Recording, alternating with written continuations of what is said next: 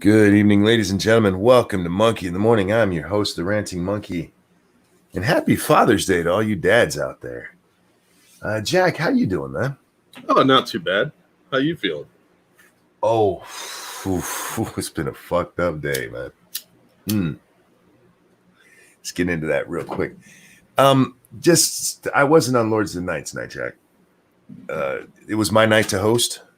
Satsu was kind enough to host instead, and I was in bed. So I woke up sore this morning. But we were also celebrating Father's Day today because my son has to work tomorrow. So they all came over, and Pumpkin was in full-on grandpa mode, dude. And let me tell you something. I went way beyond my capacity, and it was worth every second of it. Let me just give you one exchange that wraps up my day with Pumpkin today. She's sitting there coloring, right? And she's coloring with grandma. She's okay. She can see me, so she's happy. But she's coloring with grandma, and she's sassing grandma a little bit. She's just being sassy, not sassing her. She's not old enough to sass her. Yeah.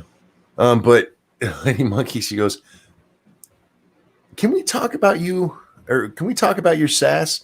And Pumpkin goes, "No." Without even looking at her, just no. And she keeps coloring, and Lady Monkey goes, "Wait, so we can't talk about your sass?" And she goes, "No." And I looked at her and said, "Can I talk to you about your sass?" She goes, "Yeah." That's my sweetie. That is my sweetheart. And I had a great day with her. But about 7:00, I told Lady Monkey, I'm going to bed. I just can't anymore. And I sent the guys a text saying, "Can one of y'all do it, or at least tell everybody that we're not?" And so Satsu did it, and I watched the first little bit of it. They did a good job, as they always do. They don't need me. I'm just the one that says inappropriate things. I know the feeling. And yes, this is Father's Day, you guys. For those of you who don't know, at least here in the States. I don't know about you damn foreigners, Della Hayes. I don't know when you guys do your stuff. Here in the United States, yes, it is Father's Day. Don't forget to call your dads and stuff today, you guys. Oh, dude, for Father's Day, they got me a blanket.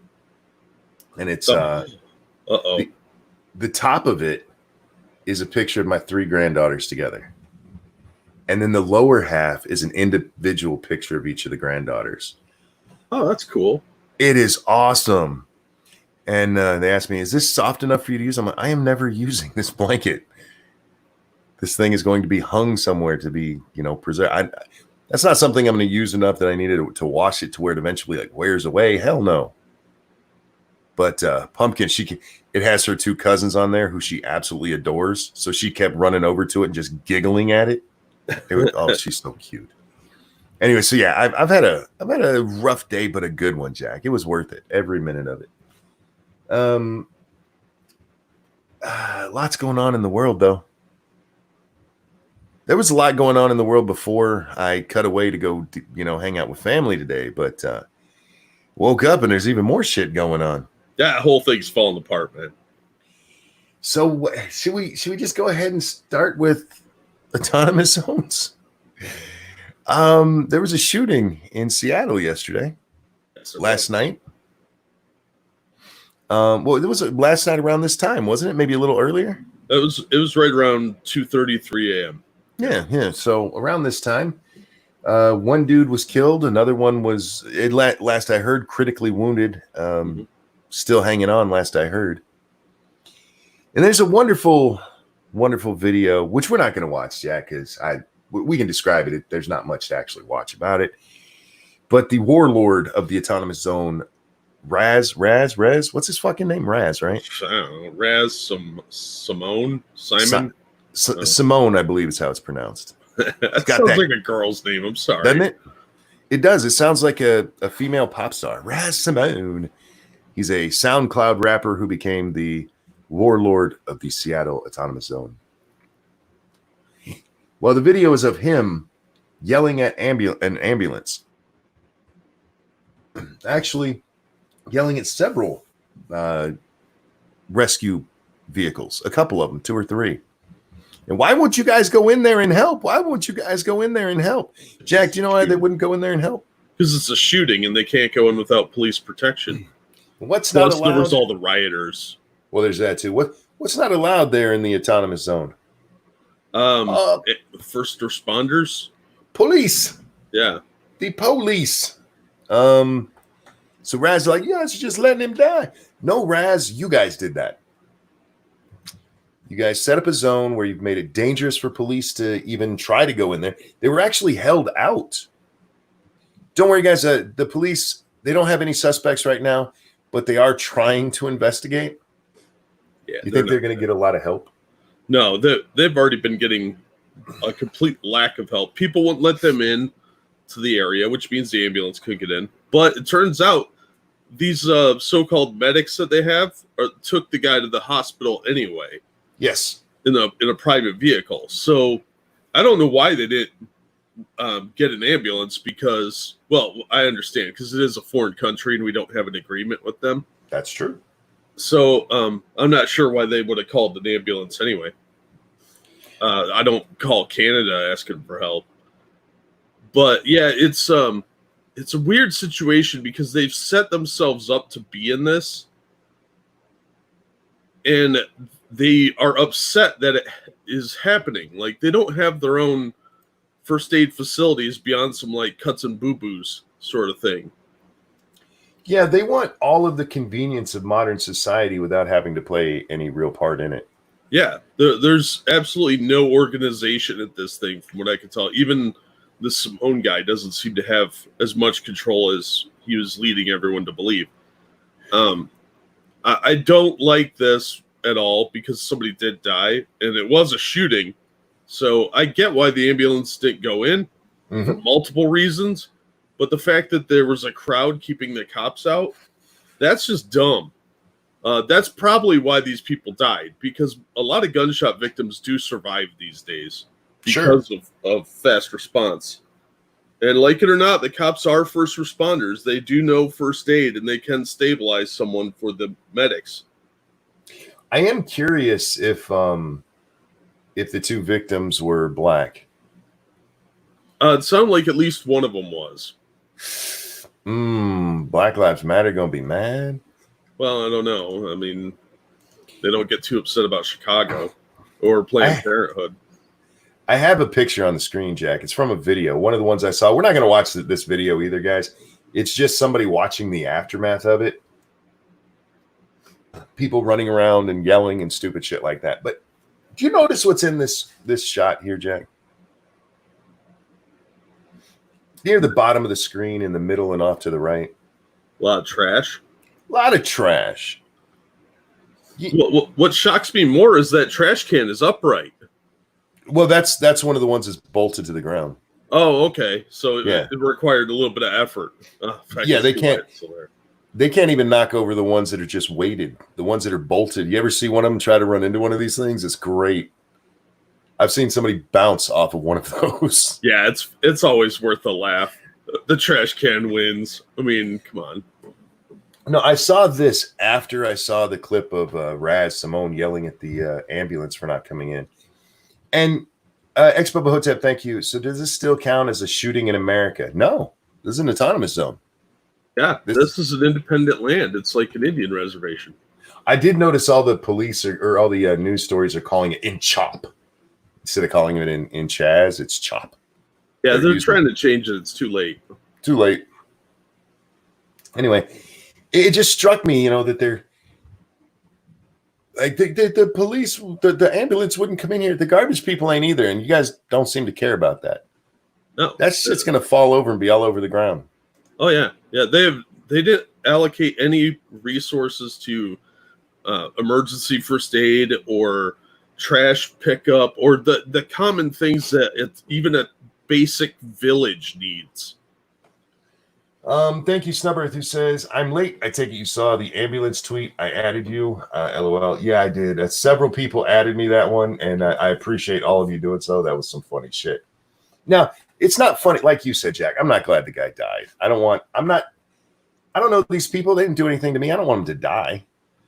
Like I said, my ideal scenario would be the military going in there and just taking them all out. Not killing them, just get the fuck out. Trump Stop mentioned it. them in his speech today. He really did. And that was hilarious. But yeah, this is a tragedy that unfortunately will probably repeat itself a few more times in this glorified homeless camp.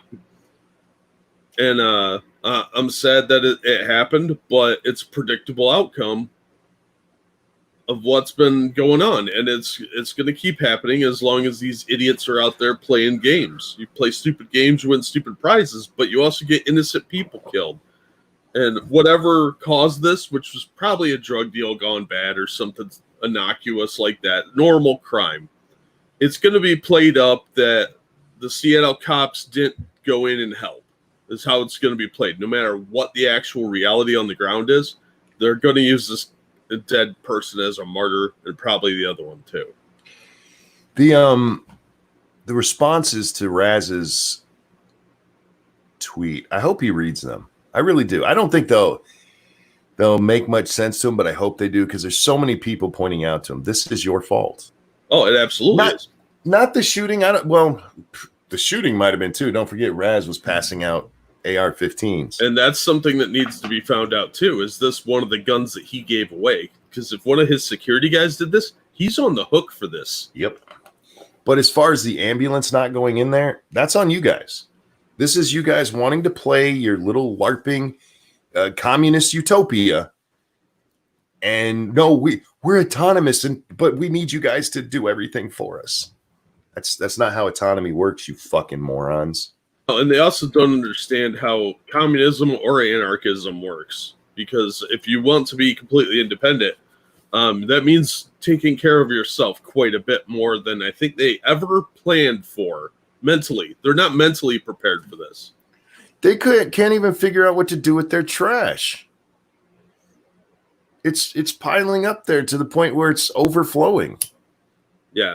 Matt had pointed out that there's it might have been a drive-by shooting. I've been hearing that, but that's not quite 100% reliable from what I've seen, because there's other people saying that this person was on foot. There's a lot of people trying to blame some random white dude in a pickup truck. They're saying it was a drive-by. The initial description was a black guy.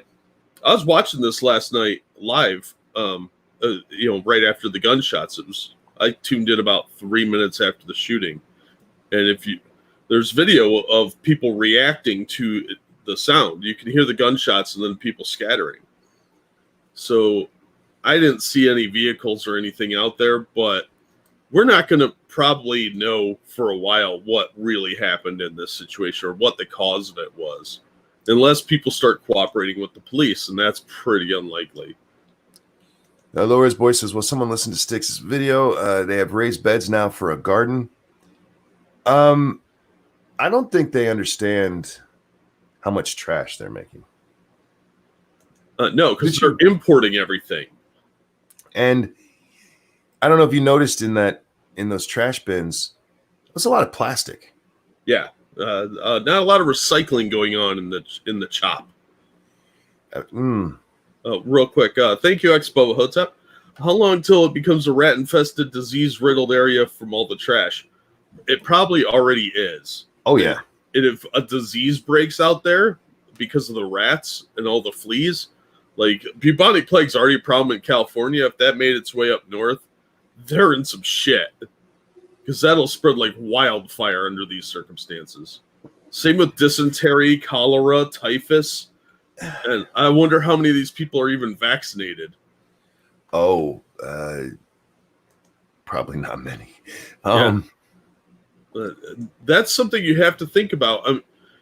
Up until like the mid to late 1800s, we didn't even have underground sewers or waterways. It was all cisterns and stuff like that. And that's how yellow fever spread. So, plus cholera. So these guys could be setting themselves up for a lot of public health issues too. And they're not paying any attention to that. And piles of trash everywhere. The rats are just going to breed like wildfire. Yeah. Shooting would be the least of their worries here soon. Donald Trump did say during his speech that he could clean it out in a day. Oh yeah, yeah. I think about an hour is all it would take to tear all that shit down. I also wondered, Jack, is there like you could come in here. How sound do those traffic barriers seem to them right now? Um, I think they have what I would call a laughable defense system. Good God, man. Places like this will be popping up along the West Coast. I don't know. Has Portland even actually set up theirs? Because the mayor of Portland said, I don't want that here. He's on record saying that. Yeah, I watched the video of him say it. they hate him. I think that's Ted Wheeler, right? Yeah. They were trying to set one up outside of his house, and it was sad and lonely looking. And the cops just came in the morning and tore it down. It just looked like a pile of trash blocking the road. Get the hell out. Just like how, we saw Antifa pretty much get relegated to Portland for so long. I don't know that you're going to see this break out very much because most people, whatever you think about the police, they still want to call them if they have a problem. They're perfectly willing to denigrate them on the Twitter and everything, but somebody breaks into their house, they want the police to respond now. Yeah. Better get here. There was this guy walking around interviewing people. I don't know what his politics were, but he was asking good questions. It's like an hour-long video. And one of the questions he asked was, are they going to set up a phone number you could call to get emergency response? And nobody had an answer for how to deal with crime. They all had these pie-in-the-sky idealistic ideas, nebulous and not thought out. But they couldn't respond to who would respond in a rape. They would just give these like vague answers. Like, oh, that sort of thing won't happen here, but that's something to think about. Yeah, it's something you should be thinking about right now, you dumb fucks, especially now. But this is the kind of thing, with the repeal the police, replace the police, all of those movements, their very best answer actually is what's it called? Justice. Shit, I just had the word. Not reformative. What the fuck's what is it? What is it, Jack? Restorative? Restorative, thank you. Their very best answer is restorative justice. And that can't work. No, it's idealistic utopian bullshit. The few people that would work on dwarf in comparison to the ones who it wouldn't. Yeah. And I think they're dumb enough they actually believe it would work because of this academia preaching this nonsense, but they have no real world on the ground interaction with criminals. So I don't think they grasp that criminals don't care about your feelings. Much like facts, that they don't give a fuck. The stuff coming out of academia is often it might sound good if you just have it as an idea. Like if you were writing a story, Jack. If you were writing a story, a communist utopia might work. In the real world, where you're dealing with actual people, not so much. Officer Buck, thank you so much. Hey, Kalua and Jack, hello. Hello. Don't forget, guys, we are brought to you by you. Please hit that like button. Please share. Please forgive me for the way I sound. And if you'd like, get support Jack or myself. We have t-shirts and stuff you can buy, or there's direct donations through Streamlabs. The links have been going around, and they're also below. So, watching Raz freak out about that, I was actually in awe, Jack. I was in awe. I saw somebody respond to Raz's tweet. Didn't you guys defund these? And the guy said, we didn't defund the ambulances. I'm like, no, but you want to get rid of the police. You won't let the police in there. And this is a dangerous situation. Ambulances don't go out without police in those situations. Yeah. So you basically did that, whether you meant to or not. Good job. Yeah. I don't blame the ambulance drivers at all for not going in. Nope. So, there was a shooting. Why would they put themselves in a risk? So, yeah, this is just dumb. and it's their own stupid ass fault. And I'll be shocked if nobody sues the shit out of about 10 of those retards for this. Because if it's the family members of the victim, I would sue Raz and all his little lieutenant friends and the medics, because they're not qualified to be doing that shit. Might ask if I saw Hotep Jesus interviewed Raz. I saw he was going to. I didn't see when he actually did it. And etc. Runt says, if a communist utopia would work, then the show Survivor wouldn't happen. No one will work together because they all want to be leader. Well, the show Survivor is not a fair comparison, but in the real world, not everybody wants to be a leader. But there's enough who do that, yeah, you can't just... There's enough people who want to game the system. There's enough people who want to get ahead. There's human nature, Jack. Yeah, and human nature is violent. Throughout history, there haven't been natural democracies. Mm-mm. There's natural tribal elements. That's it. It's not hippie communes springing up all over the place. It's very, very uncommon, and they're structured. You know, they're created. They're not natural. Natural is tribal, and that means there's a strong person who's leading. And whether we like that or not is irrelevant, but that's how these things end up. That's why you always have warlords in these godforsaken shithole countries. Yeah, Gohan. Speaking of commies, did you see the little chick from Black Lives Matter? You know what? We're gonna watch that video. I don't know how good my internet is. I haven't been on it very much, so if it sucks, let me know, Jack. Okay. All right. Let's get this up here. It actually sounds a little low. Is that here or here? Okay, that's up. I got turned up here. All right. Let me know if this is loud enough, Jack. Whoops. I said share. Oh, no. Oh, you broke it. God damn it. Jack, we run things for a moment. I'll be right back. Sure. What's up, everybody? What do you call Santa's helpers? Subordinate clauses. That's pretty funny.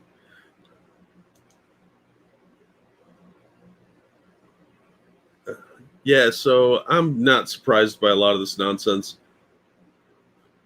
It's a big mess. And yeah, I hope the mayor does get sued out of this, because that is a bunch of bullshit.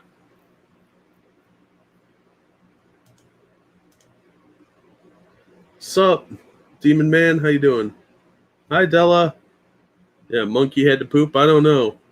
Probably not. Maybe. I don't know. Jack, did you see that in Germany they erected a statue of Lenin complete with merchandise? I heard about that. I thought it was a joke. Are they serious? That's fucking dumb. No, yellow fever was not caused by pee in the streets. Damn it. Thank you, Shrouded, for the sticker there. All right. We were doing something. Hi, Michael. I don't have my phone in here. I would say, okay, Google, fix your shit. Because that was the thing where it all freezes up on Chrome. Thank you, Chrome. Now, you know what would happen is your phone would respond with, "I'm sorry, I can't do that." Right. I'm sorry, Frank, I can't do that. I just had a ding go off. Okay. Looks like I'm all caught up, right? Yeah. All right. So we were about to watch a video. Oh, God, why is that alert box going off? This kid. All righty, here we go. Wait, damn it. All right. So again, this time, if it'll work, Jack, let me know if you can hear it. Concern that It's a little quiet, but yeah, I can hear it. All right, I'll turn up just a little bit more. Okay. there's a lack of perhaps ideological direction in Black Lives Matter that would allow it to fizzle out, and as he said, in comparison to Occupy Wall Street. As you are advanced in your own organization, as you all are headed to Cleveland to participate in this Black Lives Movement conference, how do you respond to that particular critique? Again, a loving critique from an elder of the struggle that some others share, that I've even shared as well, to be frank, as a concern about, in part because of the co-optation and the appropriation, that a more clear ideological structuring might be of some value here. But how do you respond to those kinds of, again, loving criticism? Okay, the loving criticism, if you didn't catch what he was trying to say there, whether it's too low or he repeats it, is that Black Lives Matter might fizzle out because there's no underlying ideology. Other than, of course, Black Lives Matter, right, Jack? Yeah, which is kind of a obvious statement.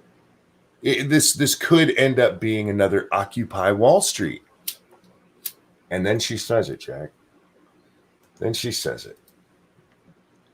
I think that the criticism is helpful. I also think that it might, I think of a lot of things. The first thing I think is that we actually do have an ideological frame. Myself and Alicia in particular are Do you want to guess their ideology before we go on? Marxism? You fucking psychic. trained organizers.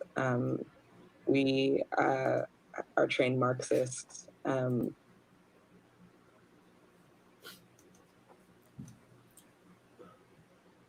What?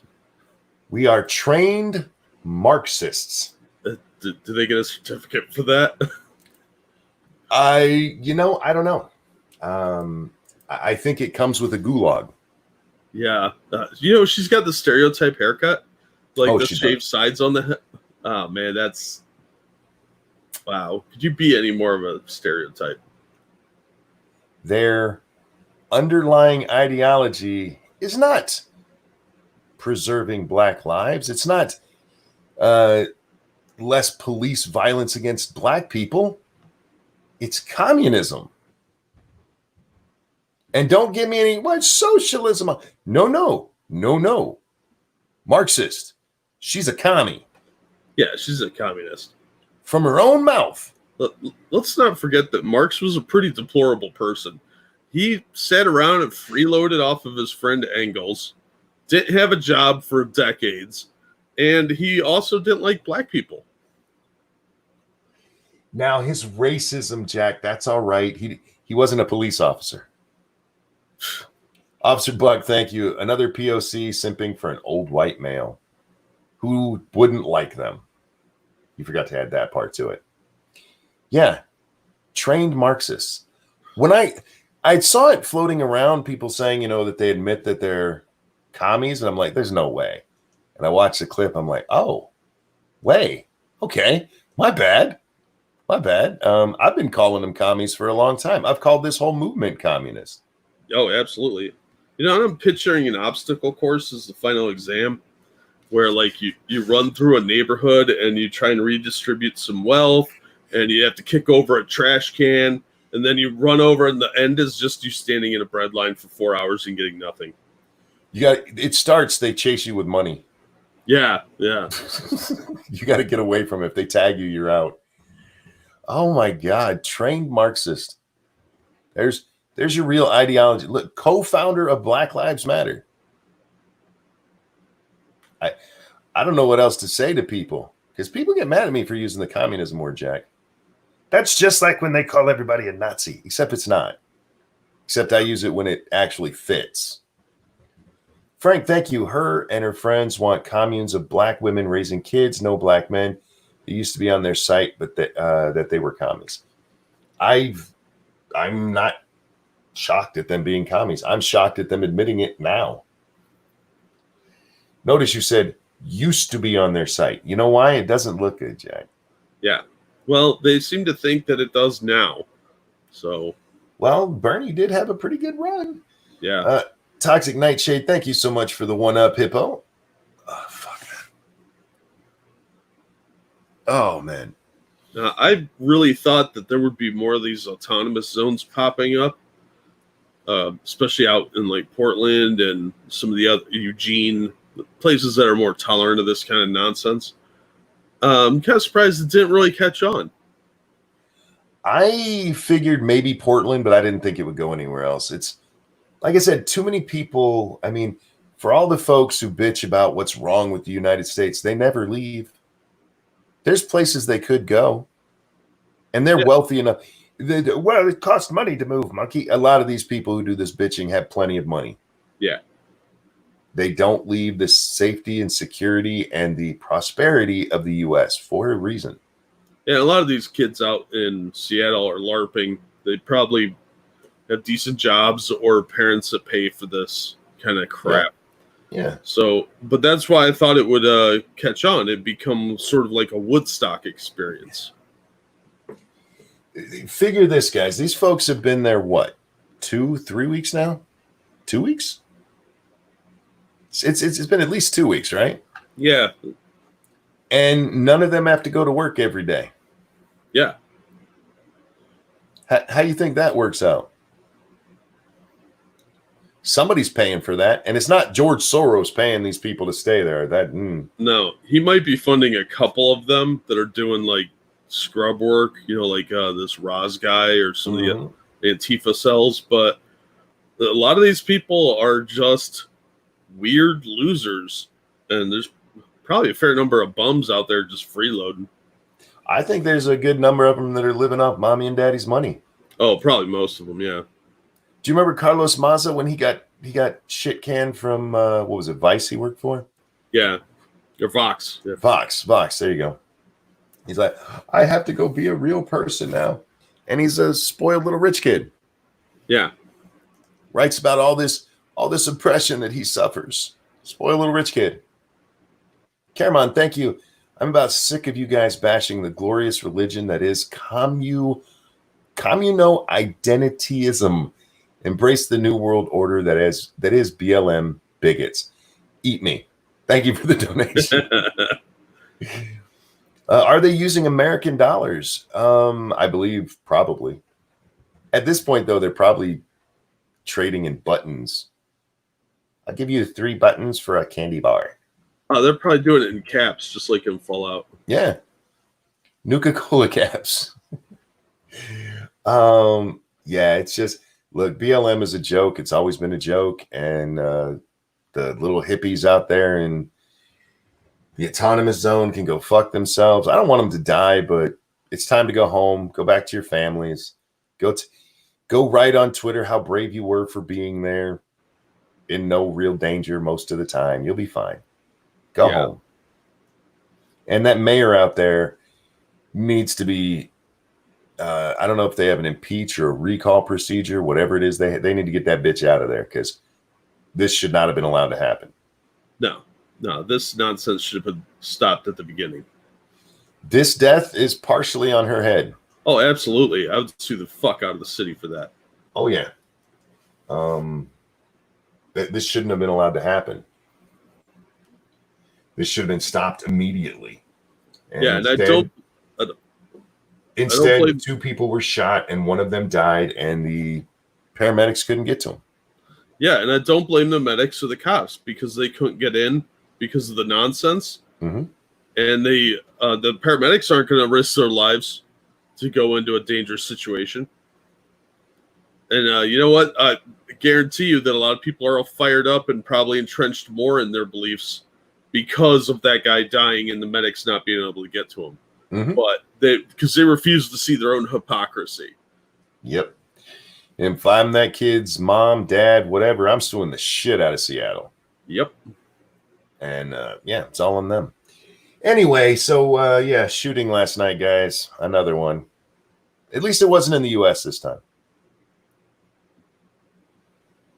Yeah, true that. We don't need another stat like that. Okay, Jack, there's a lot of other things to talk about. Should we jump into Trump's rally? Let's do that. Sure. So Trump had a rally in Tulsa last night, and the crowd wasn't as big as they wanted it to be, Jack. Because it turns out it's kind of funny watching the press fall all over themselves on this one. because it turns out that there were TikTokers out there RSVPing for tickets. So Trump had tweeted out that millions of tickets, or more than 1 million people had wanted tickets. And now the press is going, oh, it was empty. And Donald Trump said there were more than 1 million tickets requested, making it seem like he was lying about it. And then in this very same story, and TikTokers were out there requesting them when they never meant to use them. Like, so he was right? 1 million were requested? Yeah. Even if they were done as a joke, it was requested. So it's not wrong. He may not have known about the TikTok idiots, but 1 million tickets were requested. AOC herself tweeted out that he got dunked on and that it was a TikTok operation. And she tweeted to the K-poppers, we see you stands too. Fucking ignorant bitch. Yeah. There was still a healthy turnout. There was. I mean, it was only about half full. It's not like his rallies from 2016 where there was no standing room. Well, that's because all these TikTok tards grabbed up all the tickets. You know, if you grab up half the tickets, of course they're not going to be there. But there were tons of people in line even during the event. Here's the thing. Do you know who owns TikTok? China. Wouldn't this be election interference from a foreign country? Yep, election meddling. I mean that. I think it might be an act of war, personally. I feel like that should be looked into. Absolutely. Oh, real quick, thank you, Frank. I'm annoyed history books will probably look favorably at them. Yeah, absolutely. They will. Just like the hippies at Woodstock. This is going to be some big nonsense thing for generations to come. The tickets were free. This wasn't a paid event, Michael. He asked how much the tickets were. This was just an RSVP thing, and there might have been some paid tickets, but they give most of them away just to fill up the arena. Yeah. Yes, I did see that too. Doku says that keep in mind some people couldn't get in because of protesters. Yeah, there was some of that, but the majority of it just looks like a gay op. Well, that's why they didn't have people outside watching on big screens, because the protesters were causing a problem. So the Secret Service and the cops shut that down, apparently. Yeah. Look, give him credit for pulling off a nice gay op. They gay opped him. Good job. He still ended up filling up half an arena. Got to give a speech, which was did you watch it, Jack? I watched most of it. I had a few errands to run in between. It was like 2 hours long. Yeah, I watched like the first half, maybe a little over that. He meanders quite a bit. Quite a bit. It's all fun. Oh, sorry. I mean, I guess for his rallies, that's kind of normal. Yeah. He tends to tell the stories. Like he told the story of West Point. Oh, when yeah. He went to West Point, guys. He there was the ramp incident, and he explained what happened there. And it shows just what a showman he is, Jack. Because he did a really good job with explaining what happened there and just dogging the press the whole time. And then the water thing, oh my God, that was brilliant. The dude has great time. He reminds me of P.T. Barnum. Oh my God. He has amazing ability to work a crowd. Yes. Like he took the political handbook and just tossed it in the trash, because he's doing things more like a carnival barker than a typical boring politician. And I get it. He knows how to connect people. He knows how to tell a story. He takes stories that are like even somewhat against him or mocking him and turns them around and mocks the people that were giving him a hard time. It's amazing. And people love that shit. Yes, Low Res Boy. Low Res Boy AOC did have the debate. She did that the other day. For those of you who don't know what the water thing is, when he was at West Point, it was at the West Point one where it was during his speech at West Point, he goes to take a sip of water, and it looks like he can't bring it up to his mouth with his one arm. So he uses his second hand to help push it up. And so last night when he's doing his discussion of what happened, he actually takes out a drink of water, drinks from it twice, and then throws it to the side. Yeah. And he's right. He probably was doing that to keep water off his tie, but at the same time, he's also like 77, and your hands shake. So he probably needed both hands to stabilize it and to keep the water off his tie. I get that. It's fine. He's old. I don't know why that was a big deal to begin with, because anybody that spent any time with old people knows that. Because he's not wrong, Jack. When he said, if you paid attention to the water part, when he's talking about how he couldn't drink it, and he goes, they gave me another disease. Yeah, that was funny as hell. The way he told it, too, was great. There's a whole group of people out there convinced that he's horribly sick. He mentioned with the walking down the slope that they said he had Parkinson's. That's true. They said Donald Trump had Parkinson's, obviously, because he couldn't walk down that ramp. Again, 77. Mm-hmm. No railing. And if you know what kind of ramp they're talking about, this is a slick metal ramp. And he was wearing leather-soled shoes. He was wearing businessmen's shoes. Yeah. Not sneakers. So he's worried about falling. And yeah, he's obviously got Parkinson's. And then they did the water thing. So they gave me another disease. So he played that so perfectly. Yeah, and made them look like such asses, which is why they are taking such joy in them with the gay op with his attendance. Yeah, but I don't think that's a win. More people are going to see it televised and on the internet than are going to be there anyway. So that's ludicrous comparison. It could be an empty stadium. You'd probably still have more turnout than Biden just with press. So his 74. 74, yeah. His one son, it's not Donald Trump Jr., the other one, said that according to numbers, 1 million people watched, on the internet. You can't gay op that. Yeah, and it wouldn't surprise me if that's lowballing it. Yeah, guys, I think it was Eric. I think it was Eric who was the one who said it. Eric Trump. The gay op of it, I mean, good job. As somebody just said, congratulations, you caught up to 2013. Right? That'll work once. Well done, well played, but Jesus Christ. And have you seen Biden's rallies? Those sad little get-togethers that look like an old folks home bingo party? Yeah. There was a picture of the two of them side by side, and I meant to grab it, and I forgot to. Let me see if I can find that on here. Thank God it's the middle of the morning, Jack, because nobody's awake, and it doesn't go that fast. But somebody does a side by side, and in fairness to Biden, they obviously are spacing people out and trying to keep it a small number. But I've actually seen footage of him talking during this thing, which, oh my God, it was so horrible. It was as bad as any of his basement talks have been.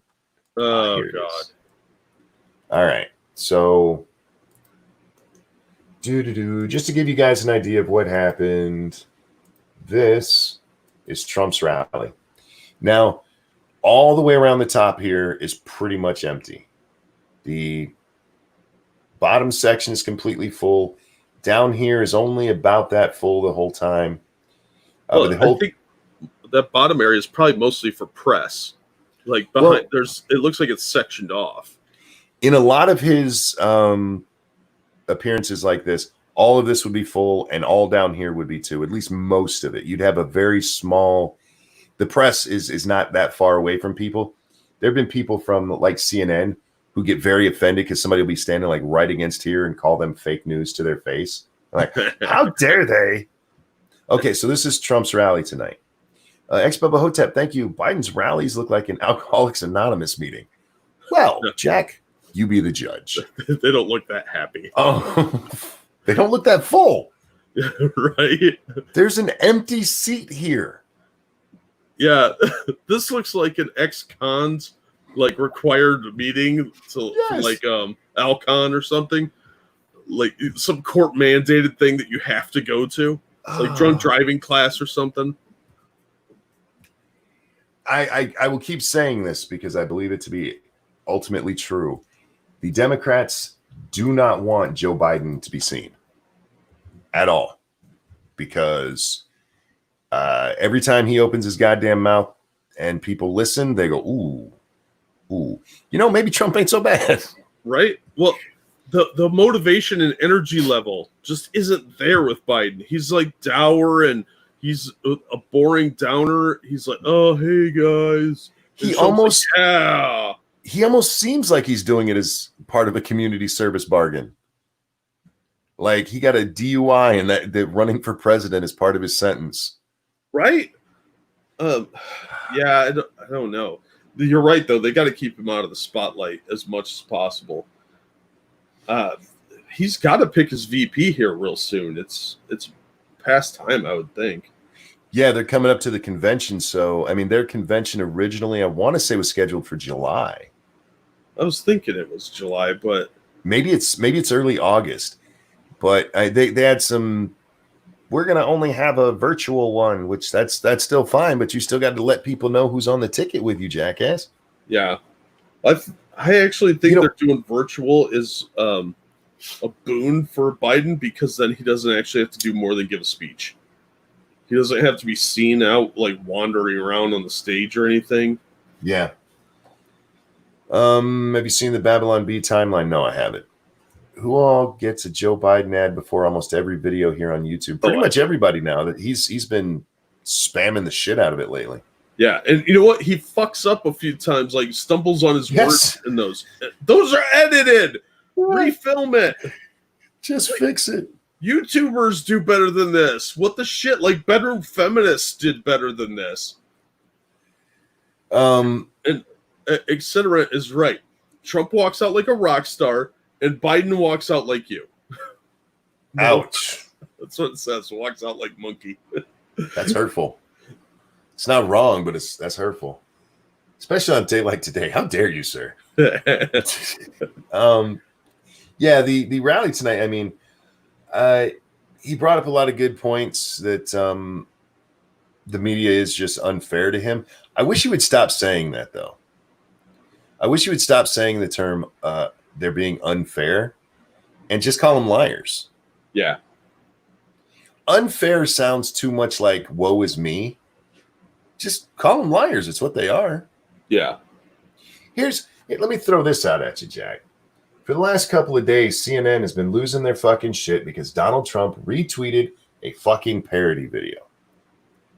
The toddler one? Yes. Yeah, that was hilarious. A parody video that was obviously a parody that had a fucking water stamp from Carpe Donktum, the man who made it, in the lower right-hand fucking corner. That Twitter took the time to actually tell people that it was, quote, manipulated media. Yeah. Yesterday morning, Jack, as people were lining up for the Trump rally, there was a black guy there. And CNN put out a video, or it was a picture. And it said, tensions rise as Trump rally starts, or some shit like that. There's a picture of a black man who looks like he is screaming mad. He's actually a Trump supporter. Yeah, that was hilarious. The day after they were whining, they get busted with fake news again. I mean, how many times do they have to get busted with doing fake bullshit like that before people go, oh yeah, they are fake news? That's just it, though. A lot of their diehards, especially on the far left, they don't care. They believe CNN regardless. Midnight says, link to that video. I don't think I have it. I didn't respond to. I saw somebody interviewing the black guy because he said a whole bunch of people had tweeted at him and got his attention and texted him because they saw him on the CNN picture. And so, yeah, he showed it to the network that they were. Actually, did I respond to that? Maybe I did.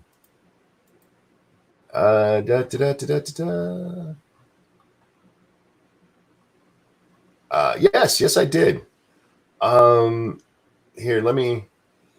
This is the video where you can see the CNN. What CNN did. We'll watch it here in a second. Thank you, Caramon. I've never used Twatter. I know who Donked him is. I know, right? It's almost like he's like the media's made him famous. Yeah. You know who's made him famous? CNN. Right?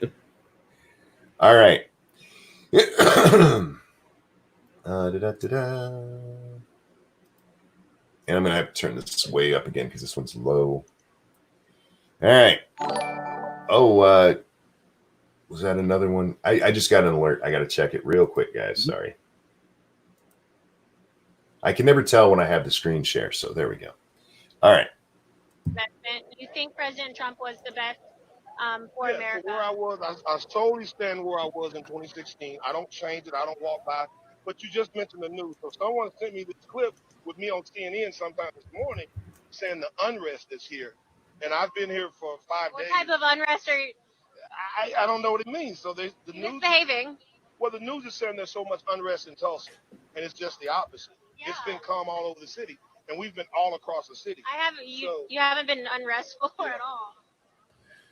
All right. We'll see it here in just a second. Braces for clashes, COVID-19 risk.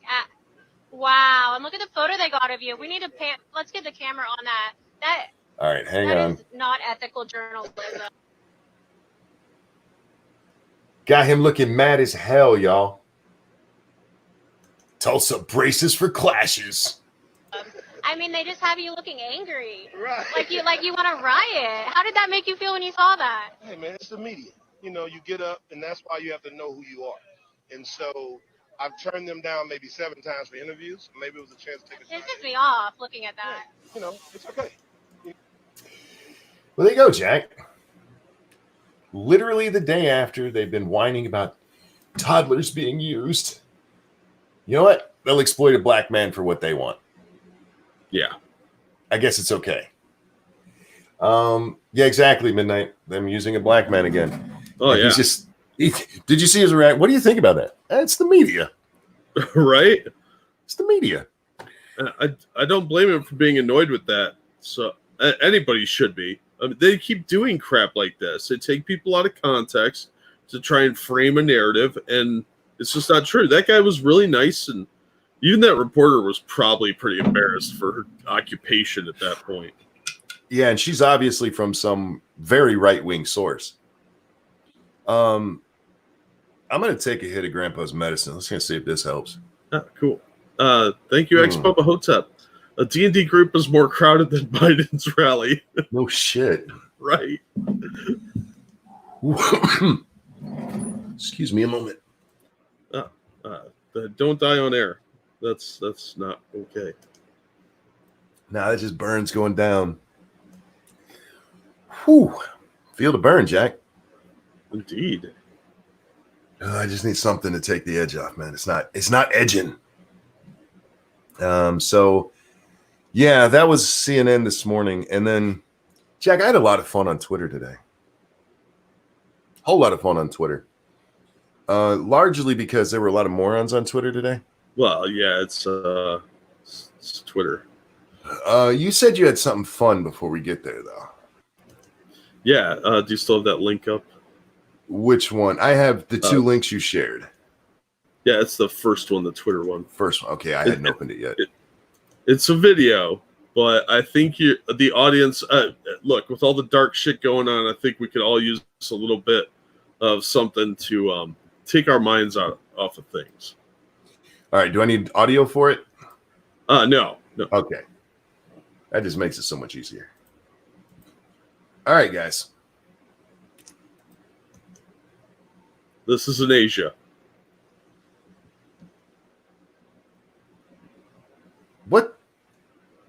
What the did? Oh my God. That's horrible. Bask in it. It's almost sexual on his face there. Oh my God. Oh, did he not even know her either? No, he's just some rando.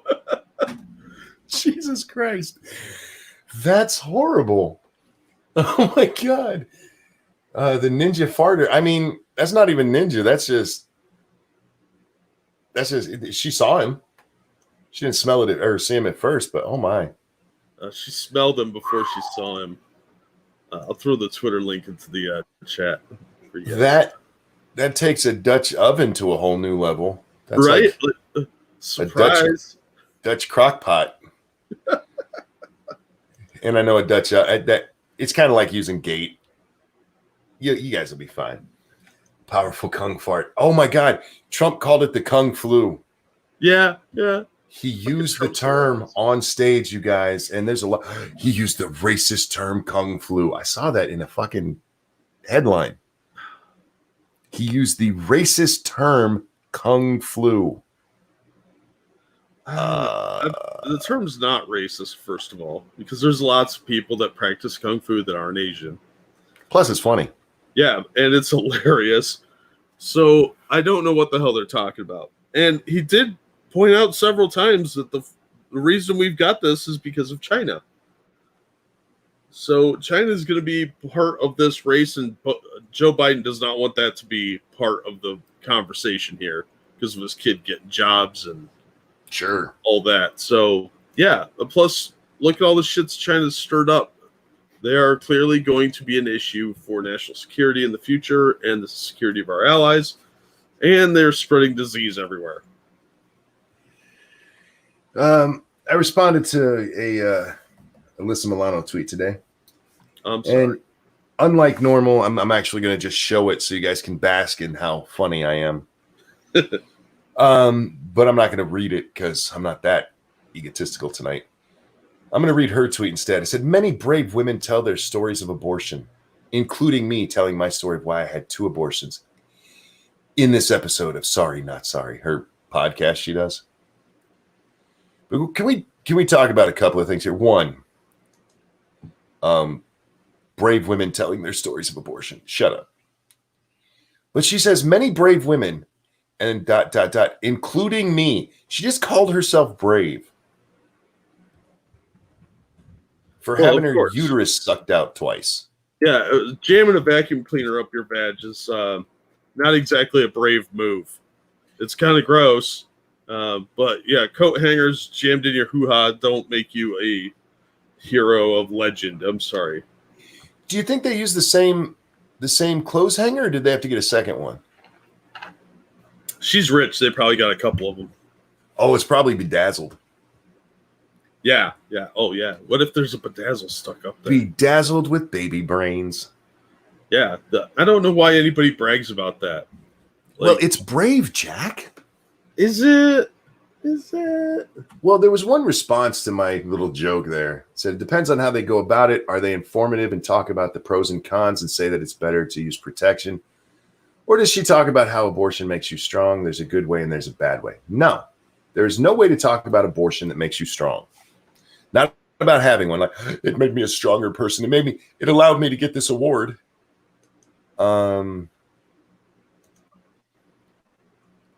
Unless it's some medical necessity, Jack, and there are a few. I'm not going to pretend there's not. There are. But unless it's a medical necessity, if this is something you did out of convenience, there's nothing brave about talking about it, no matter how you talk about it. What you did was irresponsible and fucking degeneracy. Just saying.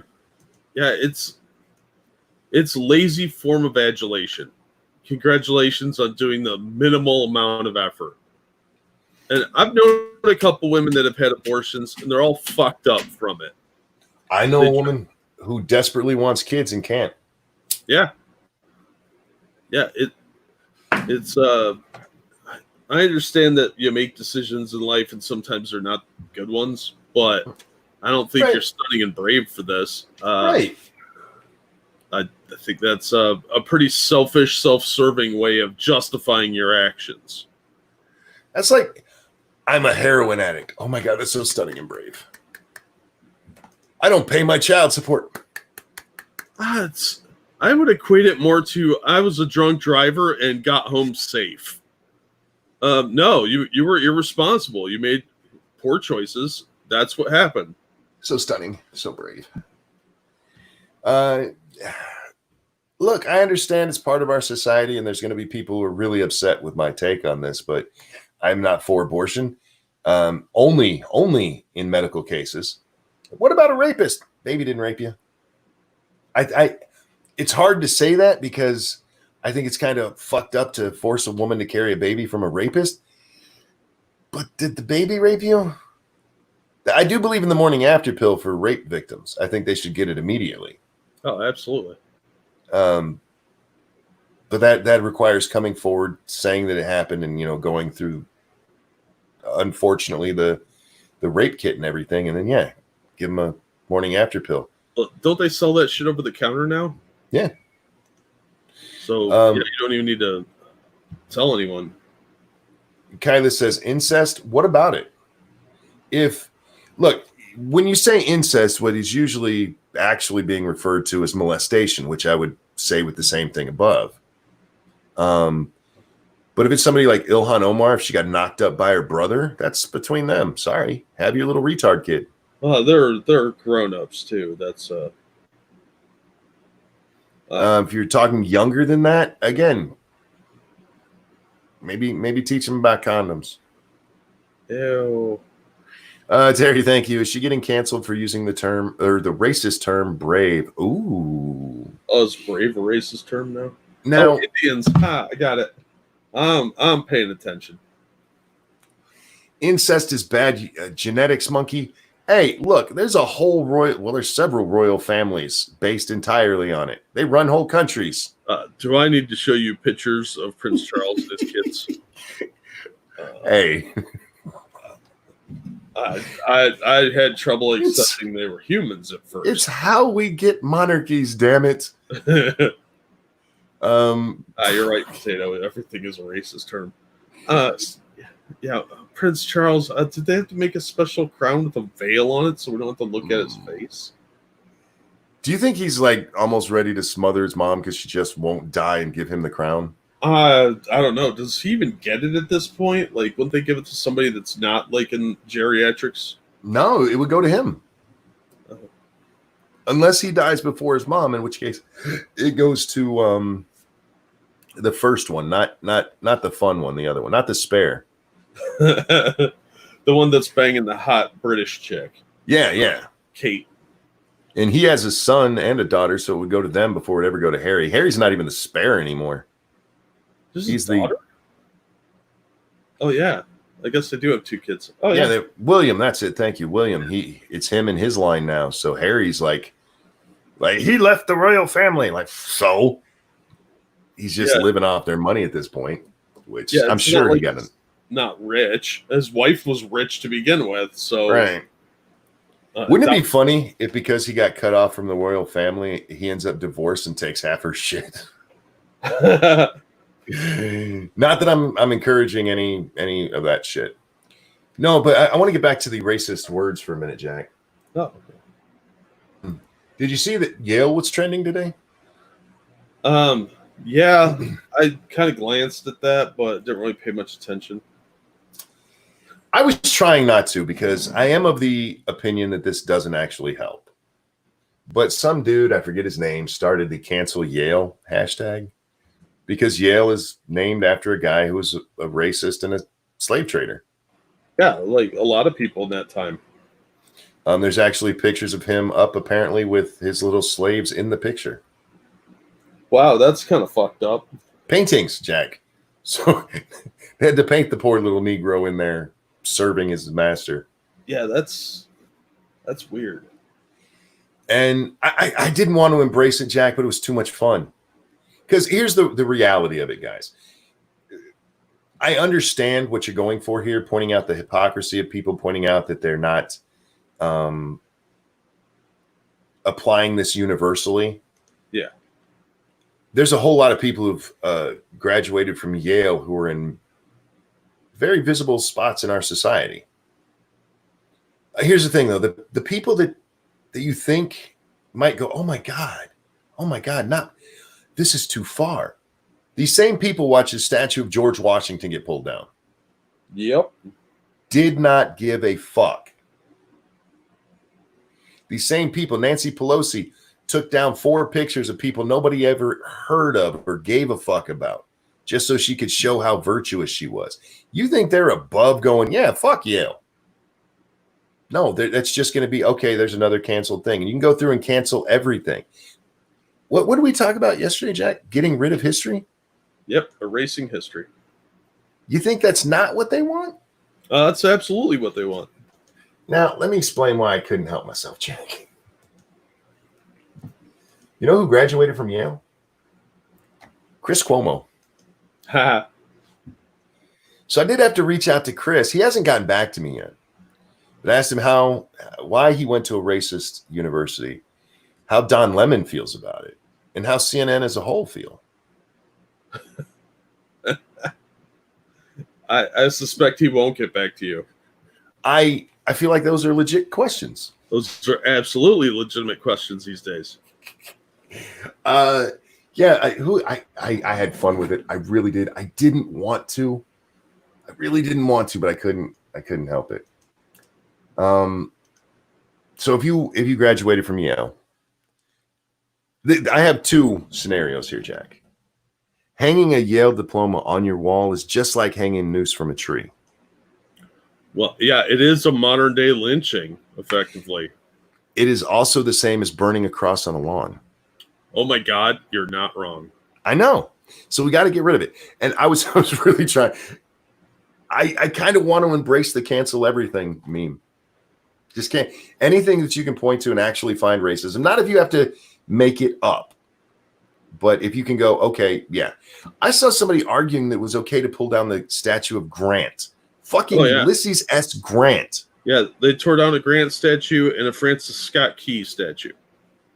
You know, with Scott Key, at least I can see that because, I mean, he wrote the Star Spangled Banner. Yeah. Grant was the leader of the Union Army. That, sir, is a hate fact. He once owned a slave for like 10 minutes before freeing the guy because he thought it was despicable. So the fact that he owned that slave, which was gifted to him, is enough to make him worthy of being canceled. Which, you know, we probably wouldn't have won the war without Grant, quite honestly, because the South had a lot of really good generals. Well, Grant was not a good general. He was lucky that the North had more people. The North had more people, better infrastructure, and Grant was not the best general, but he definitely wasn't the worst choice they could have made because there were a lot of people that were avoiding fights. Grant's strength was also what makes him kind of a horrible man. Yeah. Grant was like, I will kill everybody to win this war. Yeah, and just give me more bodies, more bodies, more bodies. That's how he won. It wasn't that he outthought Lee. Lee was a much better general. Yeah, but he had the supply lines and the troops. Yep. And Grant also had one of the most corrupt administrations in history. Yeah, he did. Because he's a fucking drunk. Yeah. But he still was the general who won the fucking war. Because he wasn't, unlike everybody else, he wasn't afraid to get into a fight. And that's why they put him in charge, because they knew that he, even though he's an alcoholic, ragingly, he was not a pussy. And he would confront the enemy, whereas other people were running away. And for whatever credit you give Lincoln for ending slavery, Grant ended slavery. Yeah. If it wasn't for him, the South would be their own nation. And I'm not saying they'd still have slaves today, but it would have went on for a little while longer. Yeah, it would have dragged out. A lot more people would have died. Real quick. Thank you, Evolved Potato. A lot of these BLM people and black supremacists say they are descended from kings and queens of Egypt. So aren't they all responsible for the enslavement of the Jews? Well, that's a hate fact they don't want to look at. And everybody seems to think they're descended from royalty. It's sort of like when you go back and do hypnotic regression, everybody is some famous person. They're never like Bob the turd farmer, you know? Oh, dear God. I'm scrolling my timeline, Jack, and there's... You know who Belle Delphine is? Crazy Yeah, bitch sold her bathwater. Yeah. It's a picture of her leaning into all the men in chat will understand this. She's leaning into a washing machine. The only thing you see is her pink hair, her butt, and the thong she has on. And it says, "I can't find my phone. Can you help me?" Oh, dear God. That's not what I was looking for. Wasn't it? It really wasn't. I respect her game. I may not like her as a person, but I can respect the fact that she knows how to make money. It's just going to be a short ride. Save money. My problem with her is she sells the "I'm really young" thing a little too much. She goes out of her way to look 10. No, I'm good. Yeah, it's a little weird. Terry, thank you. Hey, great Uncle Bob was a great man. He was a turd farmer. I didn't say he was a bad person. Thank you for the donation. No, I'm looking for this lady who had tweeted out about Grant. And I think I've just lost it in the shuffle here. It's one of the, Jack, I was in too much pain to prepare properly today. I actually have an excuse today. Normally, I'm just a bad host. But anyway, she had said that saying that Grant was a product of his time or a man of his time is not a good thing to say because Hitler was a man of his time. I'm like, whoa, what? I don't think you understand what that means. No, I don't think she does. See, when we say that the founders, for instance, were products of their time, it's because slavery was just a fact back then. Yeah, it was accepted by all the moral and religious institutions. And yeah, there were people that didn't like it, but they still had to deal with it. And the reason it wasn't outlawed in the Constitutional Congress was they needed the South to make this work. Yeah. And they said, well, we'll kick the can down the road and let the future generations deal with it. We need to fix the fractured union now. So there was a reasoning to it, and that's why they didn't say all white men are created equal. They said all men are created equal. There were a lot of abolitionists that signed the Declaration in the Constitution. When Hitler rose to power, there weren't a whole bunch of people running around killing all the Jews, Jack, or trying to take over the whole world. No, I'm sure there were a couple, but like Mussolini and Stalin. But yeah, it was not accepted practice. It was not the cultural norm. They created that environment. There was already some animosity because the Jews were hated throughout Europe for centuries because various reasons. But it wasn't accepted to put them in gas chambers. Yeah, exactly. But Hitler did a lot of that to get their money and the property. And they owned businesses, and he wanted the money from that. And a lot of that was going... like, there's a good documentary about the guy that Hitler hired to do like the national finance. I forget what his job title was. It was kind of an odd one. Badger Man could probably tell us. But that guy wasn't even a Nazi. He was one of the only top-ranking people in Hitler's cabinet that wasn't a Nazi. And he helped set up these slush funds for Hitler. So when they stole, like, the Jewish money and the paintings and things like that, a lot of that was getting diverted into, like, Goebbels and Hitler's accounts off the books. Yeah. So it was about money and wealth that they were taking, and people don't look at that because they're looking at simplistic taglines or headlines. They're not looking deeper into it. Hitler's rise to power was very, very nuanced. It was kind of a black swan event for Germany at the time. I just love that she compared the two, showing how little she knows, because she's a history fellow. Well, is it? I want to say it's Cambridge. I might be wrong. That Columbia. What's her specialty in? Slavery. So she doesn't know shit about World War II. She is the New York Times, the New York Times person that's been pushing this whole 1619 shit. The 1619 movement. Oh yeah, that fucking crap. Yeah, that's her. If you guys don't know the 1619 movement, it's basically that they actually had to change their wording in their original article, but basically the American Revolution was fought to keep slavery.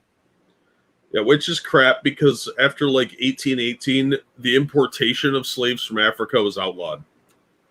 Even the Confederate Constitution says you cannot bring in slaves from out of the country. Yeah, we just grew our own at that point. Yeah, pretty much. But that was the beginnings of stopping a lot of that. Even in the Confederacy, slavery was an expensive thing to keep up, and the Industrial Revolution really would have wiped that out anyway. But history is very, very complicated, and to try and paint everything through one lens of this is how it is because I said so is naive and foolish. There's always a lot more going on that creates the situation and helps sustain it. The country was not founded on slavery. Slavery was an aspect of the colonization, but it wasn't the founding desire or principle of the country, or the colony is even. That's fucking ignorant. It's fucking retarded. Yeah, and people saying that America invented it is so historically illiterate. It's unimaginably illiterate. There have been slaves throughout human history of every color. That's so ludicrous. Sorry, I'm tweeting at Adam Schiff right now. Oh, is he being smelly? No, I'm just asking him if the Alexandria Ocasio-Cortez tweet requires investigation. Yeah, Faithless, there were no slaves on the Nina Pinta or Santa Maria. That's a hate fact. Yeah, Frosted, good one. But yeah, did you see the lady that gave the instructions for the destruction of the obelisk, what her new one is? No. Cancel Ancient Aliens. Oh, was that her? Is that the same chick? That's the same chick. Oh, God. Yeah, I did see that. I didn't realize it was her. Yeah, you're not allowed to have fun or think outside the box anymore, guys. It's been forbidden because my history and my racism. Fuck off. Cancel Ancient Aliens. I don't come over and poop on your fun. Oh, my. I was just sent a video by Nuts. Real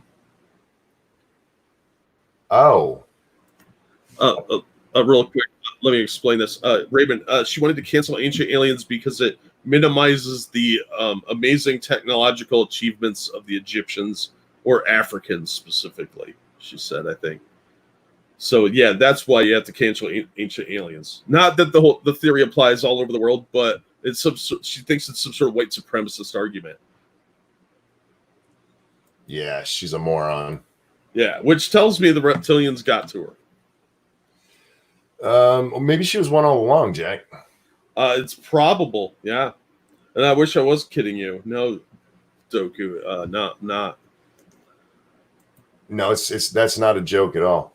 No, apparently there's footage from before the shooting yesterday. Oh, really? Yeah, Nuts had just sent it to you and I. Oh, cool. Yes, frosted technological achievements like slavery. Now, hate fact. Good God. Sorry, I didn't mean to cut you off there. No, you're fine. Let's see. Oh, that was some guy who got mad at me. Yeah, there was a hippie very, very mad at me because Chris Cillizza had tweeted out Donald Trump's Tulsa rally is a very bad idea, and it's a very bad idea. Not for any other reason than COVID. Look, the people there know the risks. They know. Yeah. Some analyst on TV said right after the speech, those people would have walked by a flesh-eating monster, and their only concern would have been, where's their MAGA hat? Yep. Because these are loyal fans, and they know the risks. I mean, who doesn't know the risk of COVID at this point?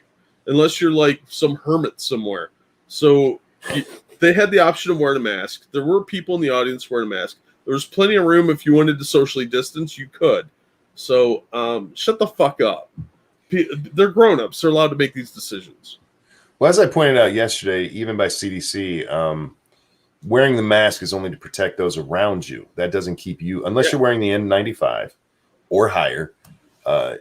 You're wearing that to keep other people safe, not yourself safe. So, an Asian hippie says it wasn't me. Well, I just told Chris to think of it as a protest. Then nobody will get sick.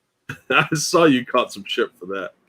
And my favorite part of it, Jack, and this is what I really want to talk about, is this guy. He sent me an article showing that in Seattle, there's been no increase. There's only been a 1% increase, actually, is what it says, in the number of COVID cases. However, if you actually read the article, which, by the way, if you're going to hit me up with an article showing me some kind of proof of something, I am going to read it. Monster. It says in the article, it's too soon to know if the protests have caused any kind of real spike. It says it in the fucking article. Yeah, no, that's just them trying to prove a point without actually reading it. I doubt that person even read that. And I run into that a lot from people on all over the spectrum but please don't just tweet a headline at me. Read it. Now, if you're just tweeting it at me to get my attention, hey, monkey, look at this. It's kind of funny, or this is interesting. That's different. But if you're arguing with me and that's your evidence, you better know what the fuck it says. Because far too often people make asses of themselves, Jack. Yeah, evidence is a strong word in this case. Dude, actually, there was more evidence. That was his response to me at that point when I pointed out that it said that. What's more evidence than you have? Like, actually, all across the news, they're telling me how COVID is spiking. Of course, they don't attribute it to the protest, Jack. They attribute it to the states opening up. Now, from what we've been told, it takes about 3 weeks for COVID to, spike. Yeah. If cases are going to go up. When you get it, it'll take about 3 weeks-ish to show up for them to. It's been about 3 weeks since protests started. Yeah, and the only thing I've seen opening up is like Target stores that are being looted. But yeah, I mean, sure, things are opening up slowly, and that's probably part of it. They're also ramped up testing pretty considerably, and you have a bunch of fucking morons out marching in the street every day without masks. Oh, well, there's a good story. Did you see the story of the nurse who was too hot in her COVID gear? So No. You didn't see this? Oh my God. This picture was around a while ago. Let's bring her up on the screen because, she's a cutie. She was hot. She's Russian, for the record. This is a Russian nurse who lost her job because of this photo here in the middle. She was hot, so she decided to only wear her panties and bra underneath her COVID suit. Nice. Claiming she thought that. Yeah, she claimed that she thought that nobody would be able to see. And like, no. Well, apparently she's won a modeling contract, Jack. Hey, good for her. Yeah. She seems like a lovely lady. Yeah, she wants to be a doctor. Well, go model for a little bit, make some money, and become a doctor. Good for you. Yeah. I like stories with a happy ending. I'd like her to give me a happy ending. Dude, if you were the person she was working on, would you have complained? No patient complained. This was some fat schlubby nurse who was jealous of her. Like, I can't believe that bitch is so popular. It's either that or she was like working on a dude and his wife came in. Yeah, and the dude had a massive boner under his right? He had COVID boner. Right. Pete says, I support her. Me too. Speaking of support, guys, this is a good time to remind you that we're brought to you by you. Hit the like button, the share button, and toss money at Jack because he's a good person. Yay. But tell him horrible things as you do it. Oh, no, don't that's do just, that. The patient's wife complains, says, I don't remember if that's actually in the story, but that would be my guess because, look, man, I remember I was in the hospital for 5 days once, Jack. I had pneumonia. And on day 4, this hot fucking nurse comes in. Beautiful nurse. Asked me if I wanted a sponge bath. Yes, I do. Yes, I do. She goes, okay. And she said this, and this I still hate her for. She said, I'll be right back. And she leaves. And about 20 minutes later, a 400-pound Brunhilde walks in with a little plastic tray thing. I'm like, oh, that's fucked up. She knew what she did. Oh, absolutely she did. I was like, oh, man, you just killed a perfectly good boner. So, yeah, it got me. Yeah. I still hate her for that. That happened when I was, what was I, 25 at the time? So 20 years, I still hold that grudge. That's perfectly acceptable. I hope she hit the wall hard and ended up fat and ugly. Nah, she's probably still hot. That's not fair. I just wanted her to wash my pee-pee. I didn't want to like have sex with her or anything. Just wanted a hand job. Yeah. Just clean it till it spits. Get the venom out. It's fine. Oh man, I was so Lady Monkey loves that story. She thinks that's funny as hell. I'm like, that's not funny. That's mean is what that is. That's why it's funny. Ugh. That point I've been like, you know what? I'll wash myself. I got this. Yeah, I was actually on the downside of the pneumonia when I went in. And just because I'm asthmatic, my doctor wanted me admitted. So I laid there and I watched the OJ verdict from my hospital bed. Wow. So what was that, 92? Yeah, it'd been 92, 93, somewhere in there. Yeah, so I was, wow, I was even younger than I thought.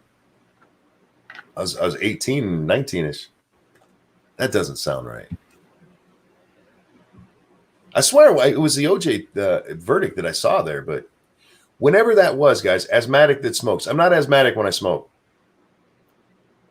It's just like I'm not diabetic when I eat cookies. That's not how that works. I'm sure that's how it works. I read that somewhere online. Yeah, that's reliable.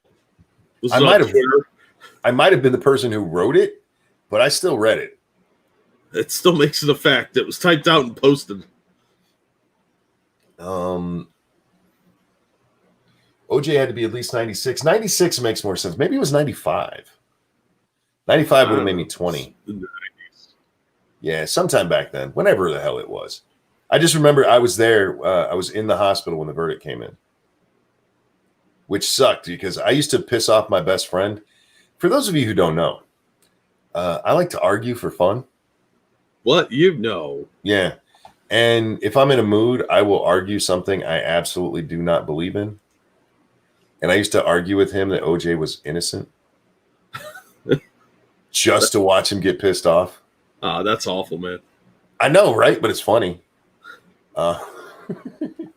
95, that sounds right. Okay, yeah, so I was 20. Isn't that late? Wow. Yeah. I feel old.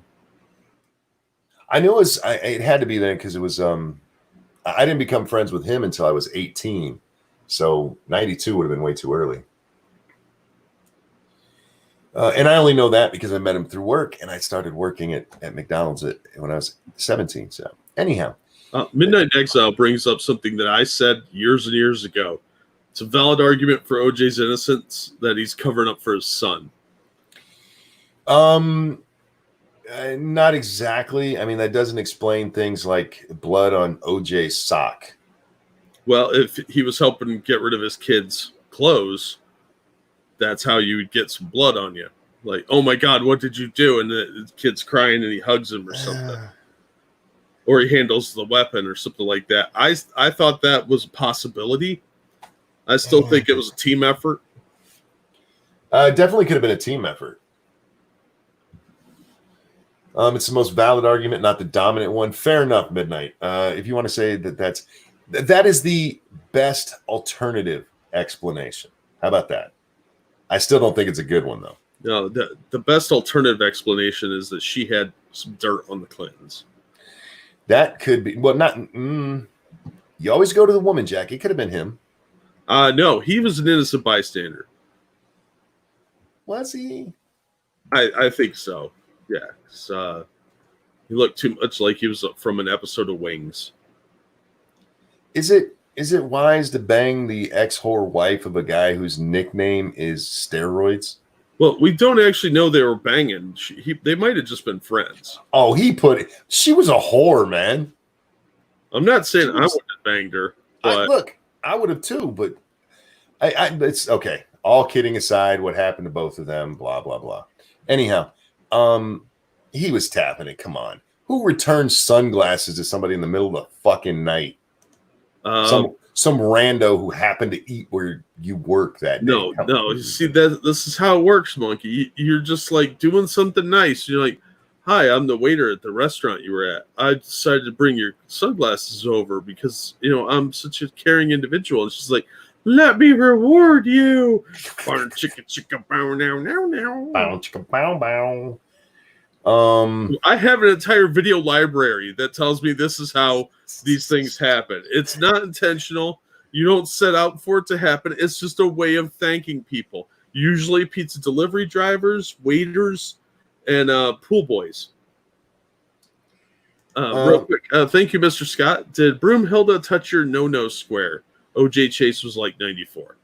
Actually, the chase might have been 94. We've been told several times October 3rd, 95 was the verdict. Which that sounds right for when I was in the hospital. What was the question? Did Broomhilda touch your no-nos? I have blocked that entire episode out of my memory. It's too traumatic. I know she gave me a sponge bath. I honest to God don't remember any of it. The only thing I remember is the betrayal.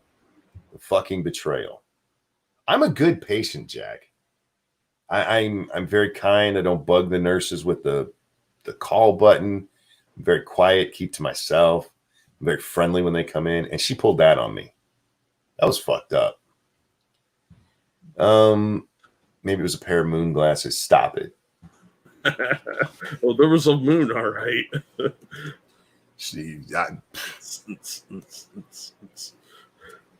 I wonder if he maybe caught them, They weren't they divorced by then? Oh yeah. Yeah, then what's it matter? He was a crazy ex. That's true. But yeah, real world, I mean, they're normal people would be like, well, you're single, so you don't have to like it. It's just a fact of life. Look, yeah, I don't blame. Again, poor Ron, man, that poor bastard. He was just in the wrong hole at the wrong time. Yeah, I feel bad for him because he's the real innocent victim here. I mean, he was just banging that chick. He wasn't doing anything wrong. Here's the message, guys. Do not bang dirty whores who are ex-wives of crazy athletes whose nickname literally means steroid. Yeah, that's true. Granted, that's not how we got the name. It's OJ, so like orange juice. For those of you who don't know, like, Laura's boy, whose nickname is steroids? Juice is a nickname for steroids. You never heard of juicing? Wow. Well, his name was Orenthal James, so OJ, and then this is the logical extrapolation from that. So. I sure as fuck wouldn't go by Orenthal. Oh, fuck no. I'd go by Or first. Oh, man. Do you guys remember what you were doing on New Year's Eve, 12 a.m., 1999? Yes. No. I remember very distinctly because I was having sex. 99 or 2000? Yes. Oh, 99 into 2000. It started in 99 and ended in 2000. 12 a.m. 1999 would be the beginning of 1999. Oh, then no, I have no idea. There you go. Probably partying like it's 1999. He might have meant 12 a.m. 11:59. Yeah, ish.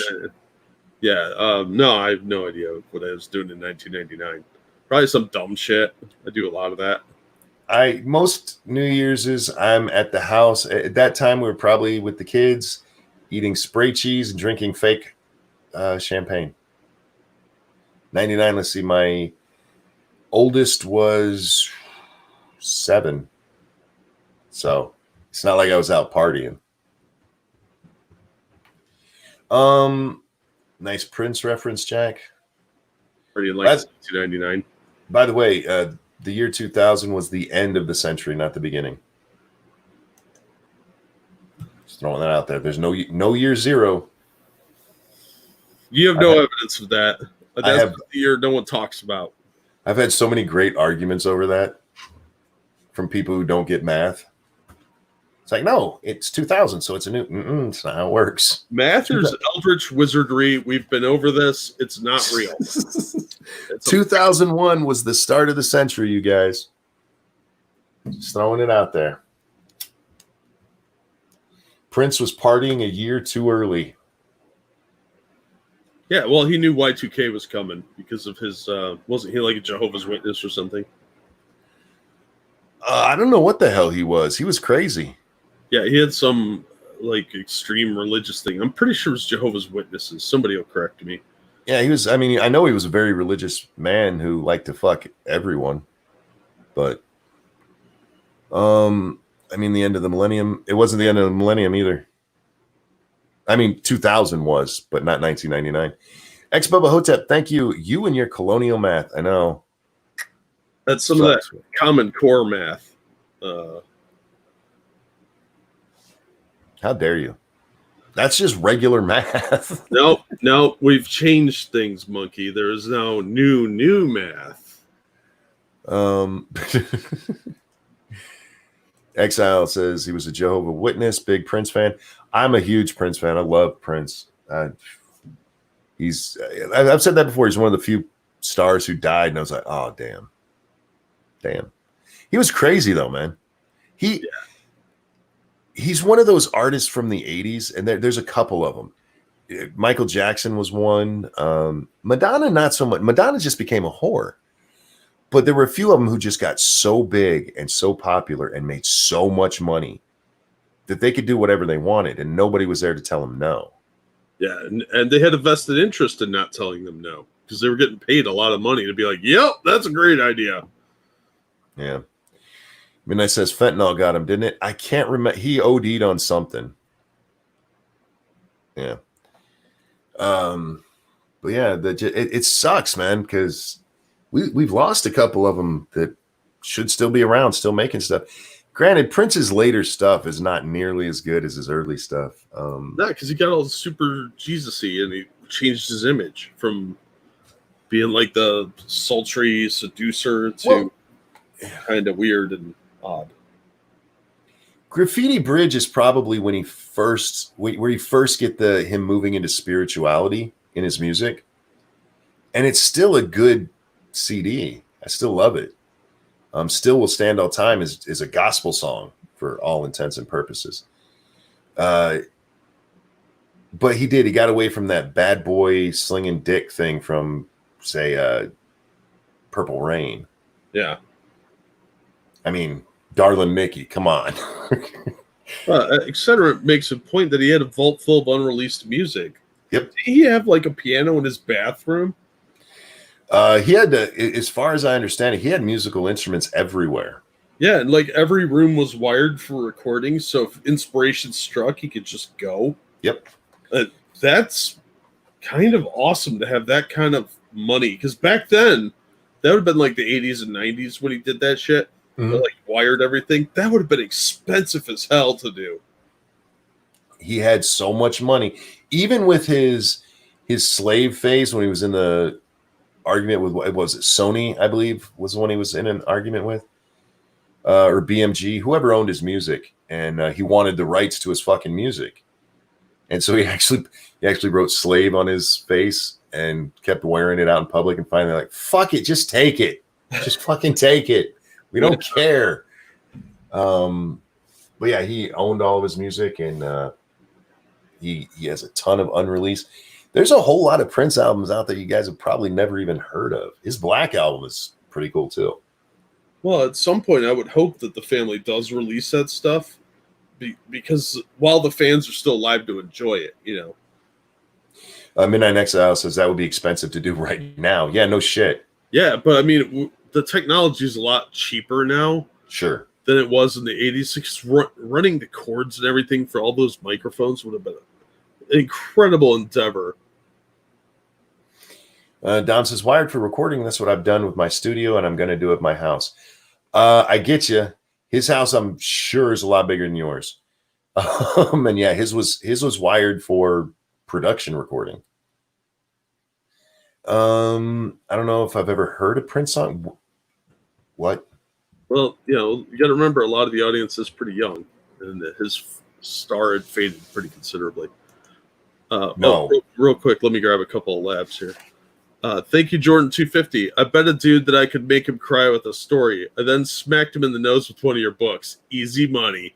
Thank you. Appreciate that.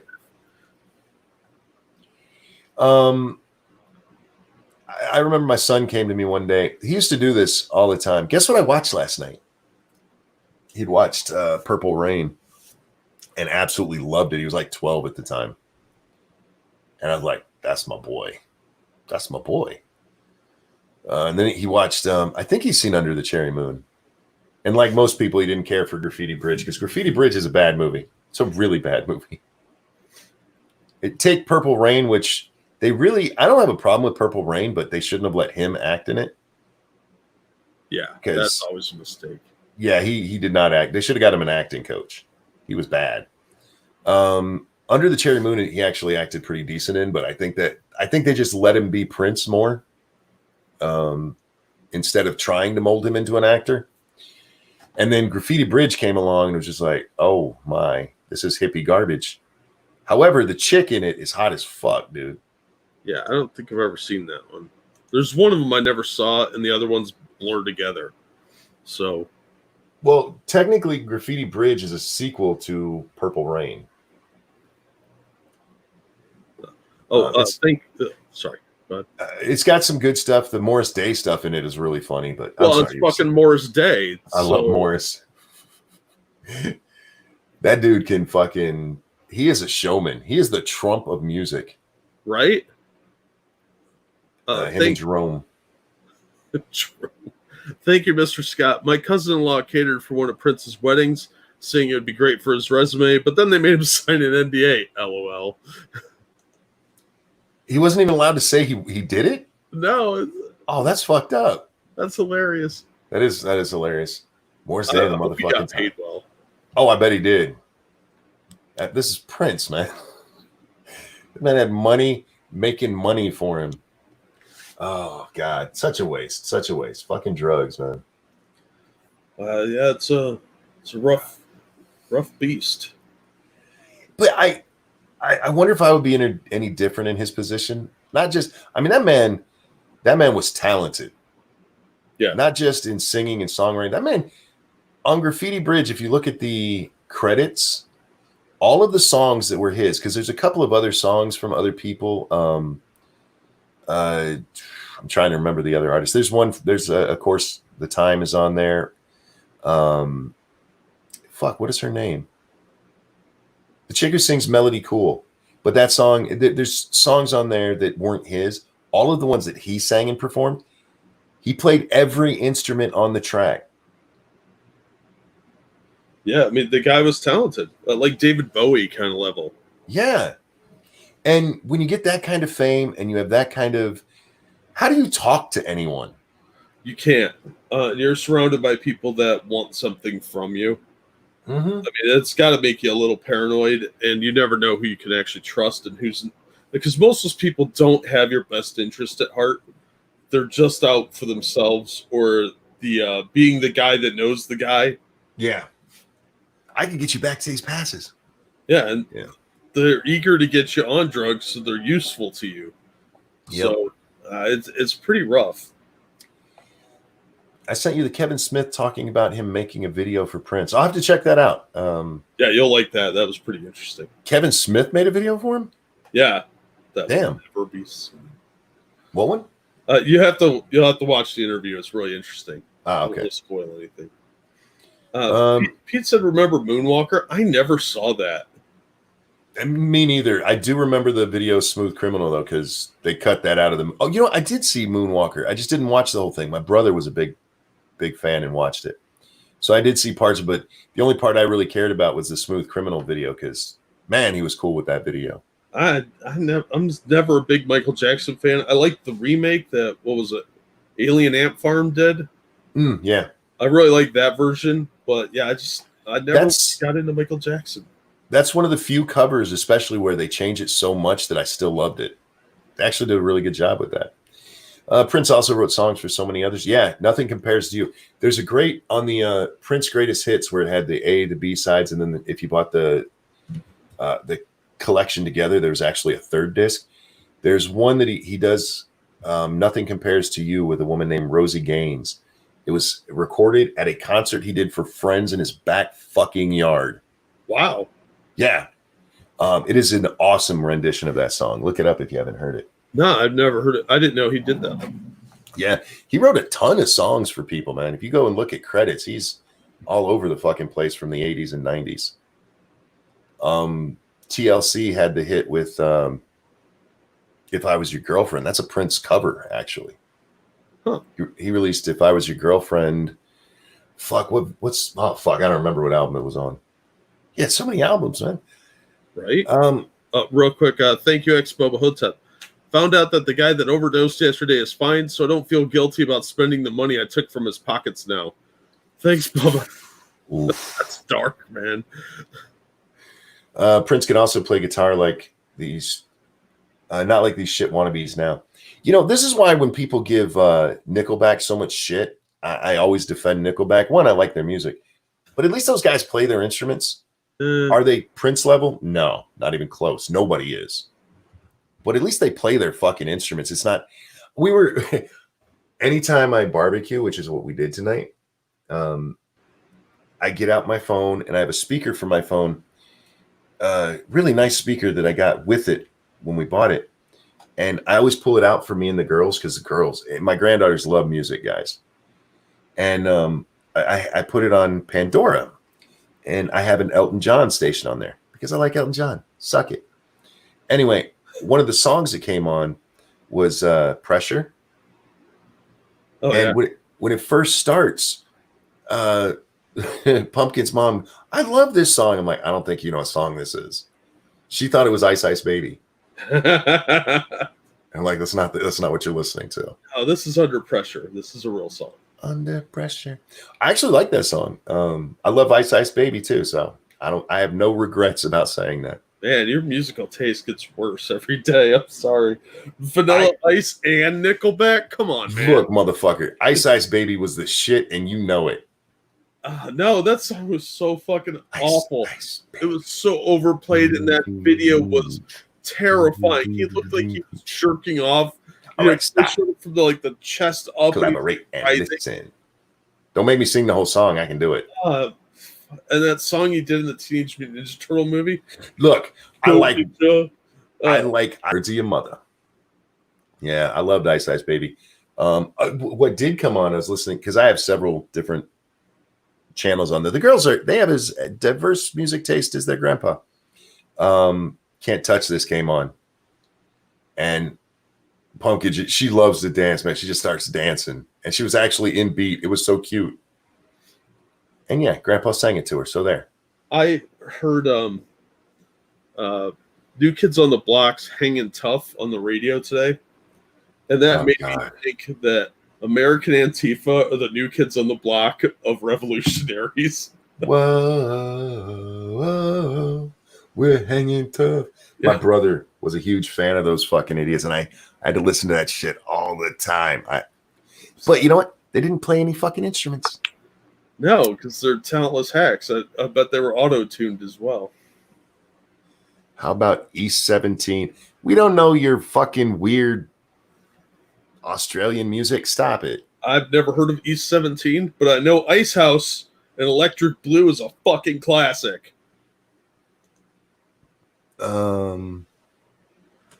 MC Chris has a song making fun of Nickelback. How many instruments does he play? Look, just because they can play instruments doesn't mean they do it well. They do it well. Fuck off. Instruments I'm tired. No, I love Nickelback. There's a lot of great stuff there. I do have a very. A lot of people talk about their eclectic music. I'm eclectic, and then it turns out they like country or they like rock. You know. That's a hipster code for I like one or two weird things. You're not listening to Orb out there with their weird electronica, okay?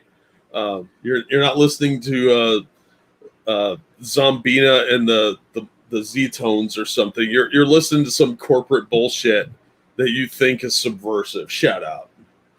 Me and Little Butt's song.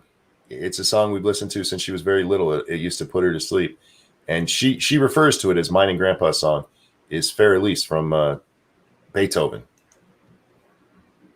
Oh, nice. I listen to classical, rap, country. Yeah, one of my stations is programmed as Alabama. Grew up listening to that with Mom. Old country, I love me some old country. Not real old country. Dad liked like Hank Williams Jr. or Hank Williams Sr. And I had trouble listening to that. There's a commercial that keeps playing anytime I'm upstairs, and it's Hank Williams Jr. or Hank Williams singing. What the hell's that song? Fuck, I can't remember. One my dad used to listen to all the time. Like, no. Get his son in here.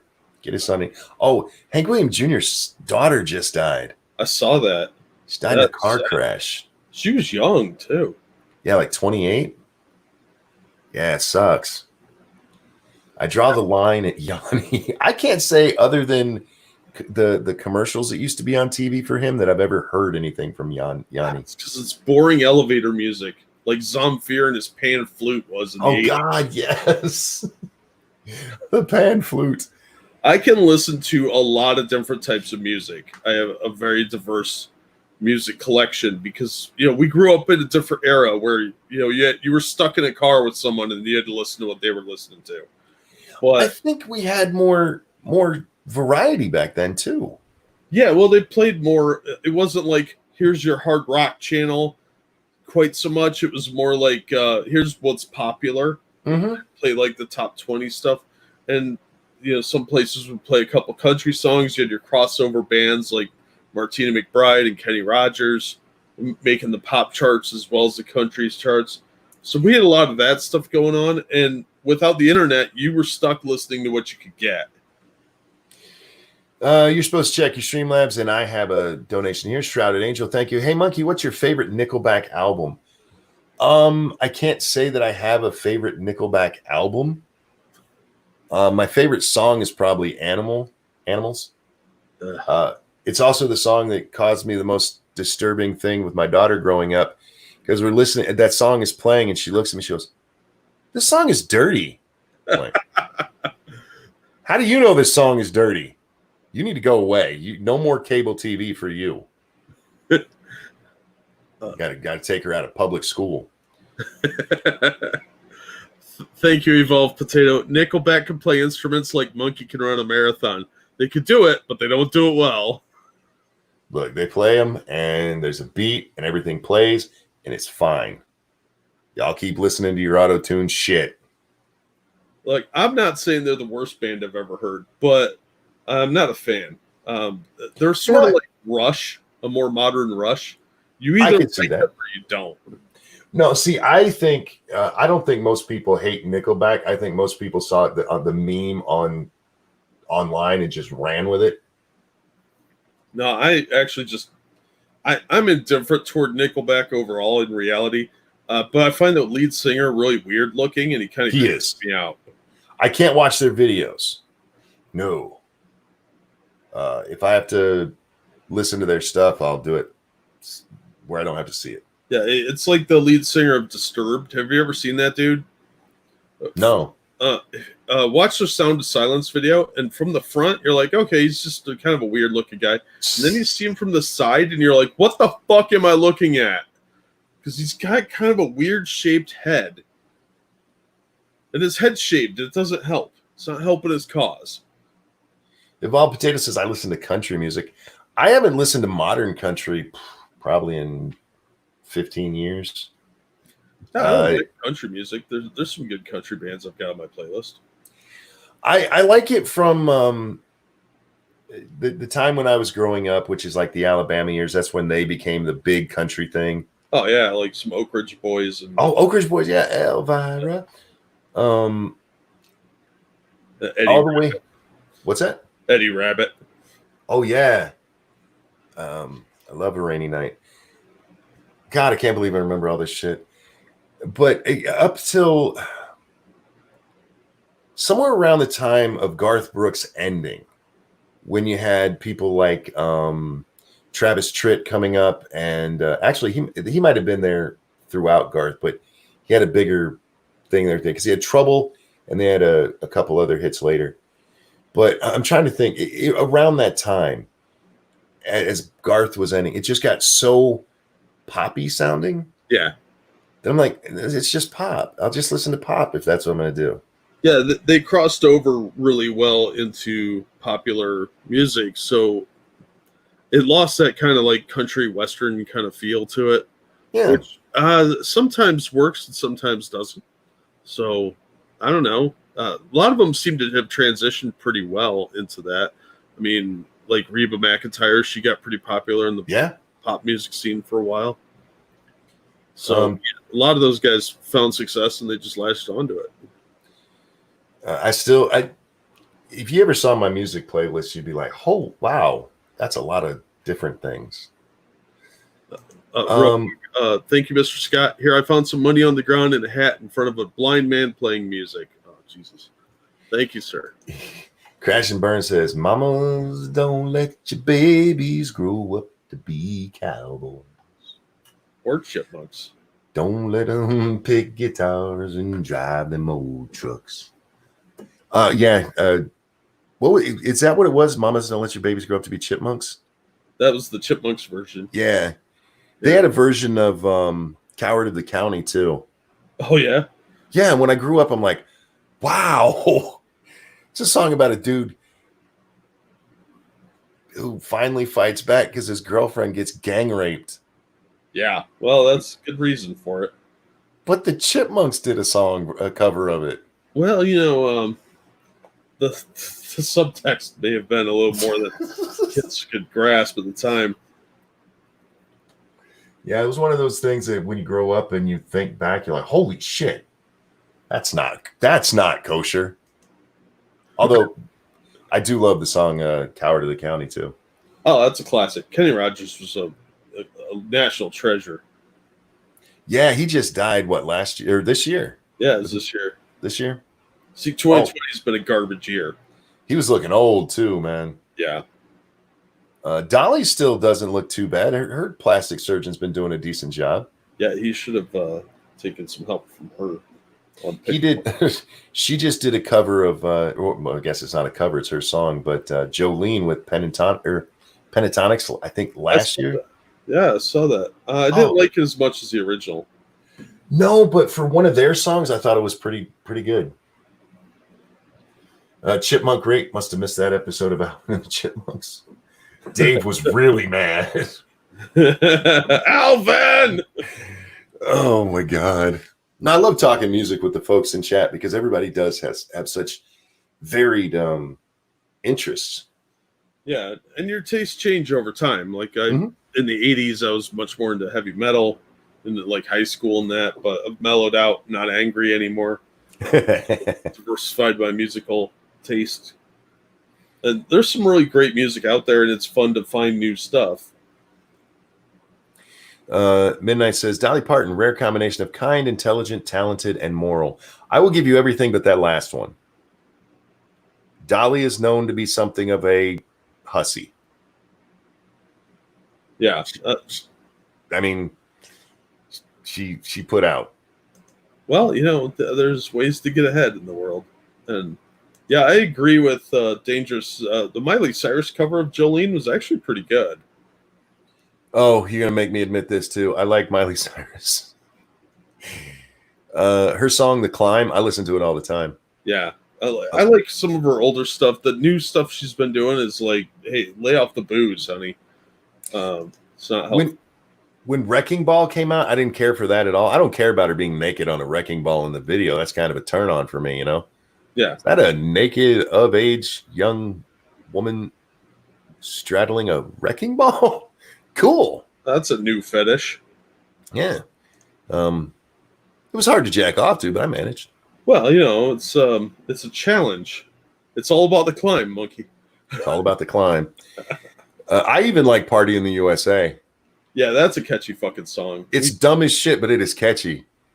When I was, I used to go see the fireworks with a buddy of mine, and they'd always play "Party in the USA" while the fireworks were going. Oh, So there you it's go. become like a 4th of July annual thing. That and her dad sung "I'm American." Oh yeah. That's pretty catchy. I love the song "Ready Set Don't Go" that Billy Ray Cyrus had done himself, and then he did it with Miley. Yeah. I listened to the version of. I first found that song. It was my daughter was away at college, and this is when she was in college in Ohio, so she was away at college, and I came across it as I was listening to music on YouTube one night, and I listened, and I started bawling like a baby, just snot bubbles and everything, dude. And I sat there and listened to it over and over, and I texted my daughter how much I love her. I do that every once in a while. I'll turn it on, I'll cry every fucking time, and I send her a message telling her I'm listening to that song and that I love her. And then she's like, "Damn it, stop listening to that. You get weird." She why do you listen to it? I'm like, because I love it and it reminds me of you. Nothing you can do about it. Heh. And then some butterfly kisses come on, and then they have to hide the straight razors from you. Butterfly kisses will make me cry every time when they get to the wedding part. Yeah. Should change your name today. Like, oh no. I have to turn this off before I cry. The Cat's in the Cradle for dads. There's not a song like that with my boys. The closest there was just the two of us, the one from Will Smith. Oh yeah. Because I mean, he's talking about, raising your boy, being ready to go out into the world, and that's how that's how you see the boys. Now, when it comes to talking about my dad, there's several songs. Of course, That's My Job from Conway Twitty will make me cry in a heartbeat, even before Dad died, man. It's a song about your dad dying. You're like, miss my daddy. Grand Funk Railroad. I don't know if I can point out anything I know that they sang. It's one of those that I would probably know it if I heard it, but I didn't know they played it. Yeah, Earth, Wind, and Fire's like that for me. My mom was a big fan of that stuff. And there's a whole lot of music from that time that I know, but I don't know. If it came on, I could sing it and would have no fucking idea who I was singing along to. Yeah. Carry On My Wayward Son gets me crying because me and my dad used to sing. Oh, he used to sing it a lot before he died. I'm sorry to hear about him passing, but yeah, I get that.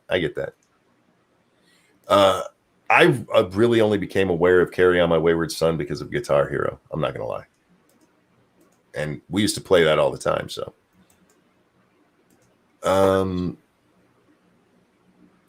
Randy Travis, I thought he walked on water equals my grandpa. I get you.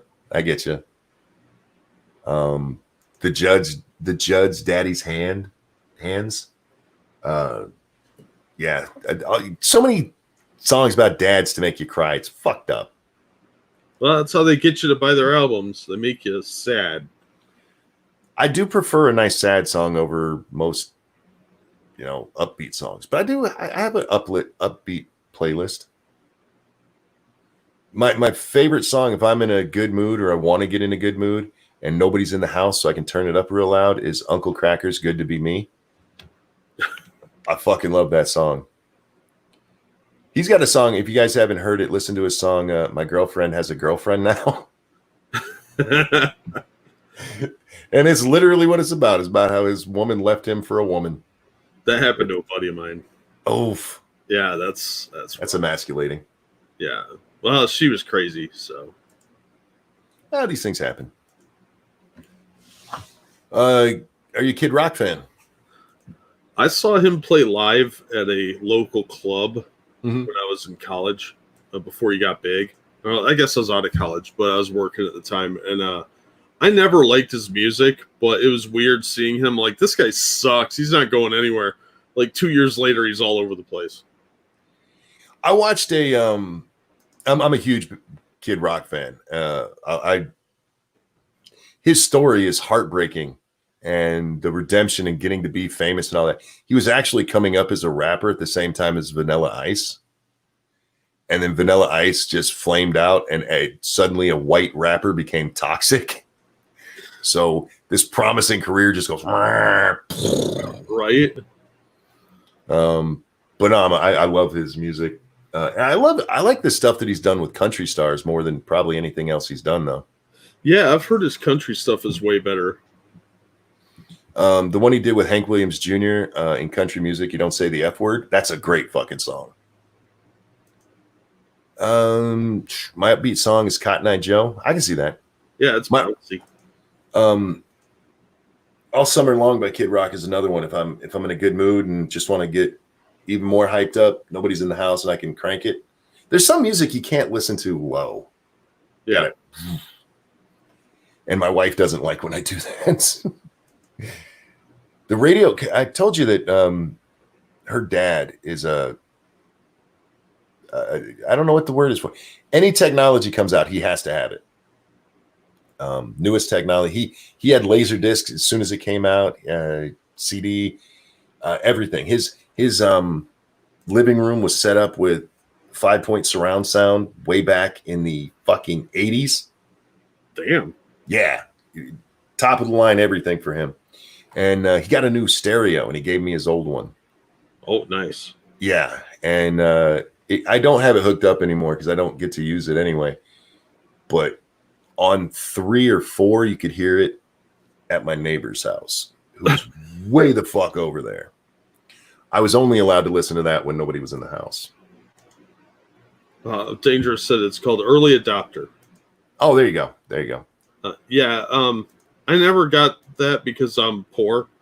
So I never was an early adopter for anything. And you never want to buy the first generation of anything because that's the one that's always fucked up and they fix it later down the line. Yeah, well, not just early adopter. Like you'd say, they fix it. He'd go out and get the newest one. Wow. Mm-hmm. He's got tons of this kind of shit. And these days, I mean, I think he's getting close to 70. He doesn't even know what the fuck he's buying. My wife trying to teach him how to use an iPhone through the phone was one of the funniest things I've ever watched in my life. Devil Without a Cause with Joe C is my favorite Kid Rock song. Oh, I love that song. Devil Without a Cause. I'm going platinum. Yeah, no, Devil Without a Cause is still my probably my favorite Kid Rock album. It's one of the few things. I don't know a lot of albums, Jack. There's very few that I can just tell you that I know a song is on there. New Jersey is one of them. I know. No, I can't even say that one. Young Guns 2 soundtrack. I love that. It's got Blaze of Glory on it. Yeah, it was the first CD I ever bought. Oh, my girlfriend bought it for me at the time. The one who assaulted me. Oh, yeah. She sexually assault, guys. She was way too old for me. Yeah, she bought it to me just because we were in the mall and we walked past it. She was a rich kid, Jack. And by rich kid, they had an in-ground pool at their house. They had a jukebox in their house, and yeah, they were rich. And she just had money to burn. And I was a poor kid, so we were like oil and water, dude.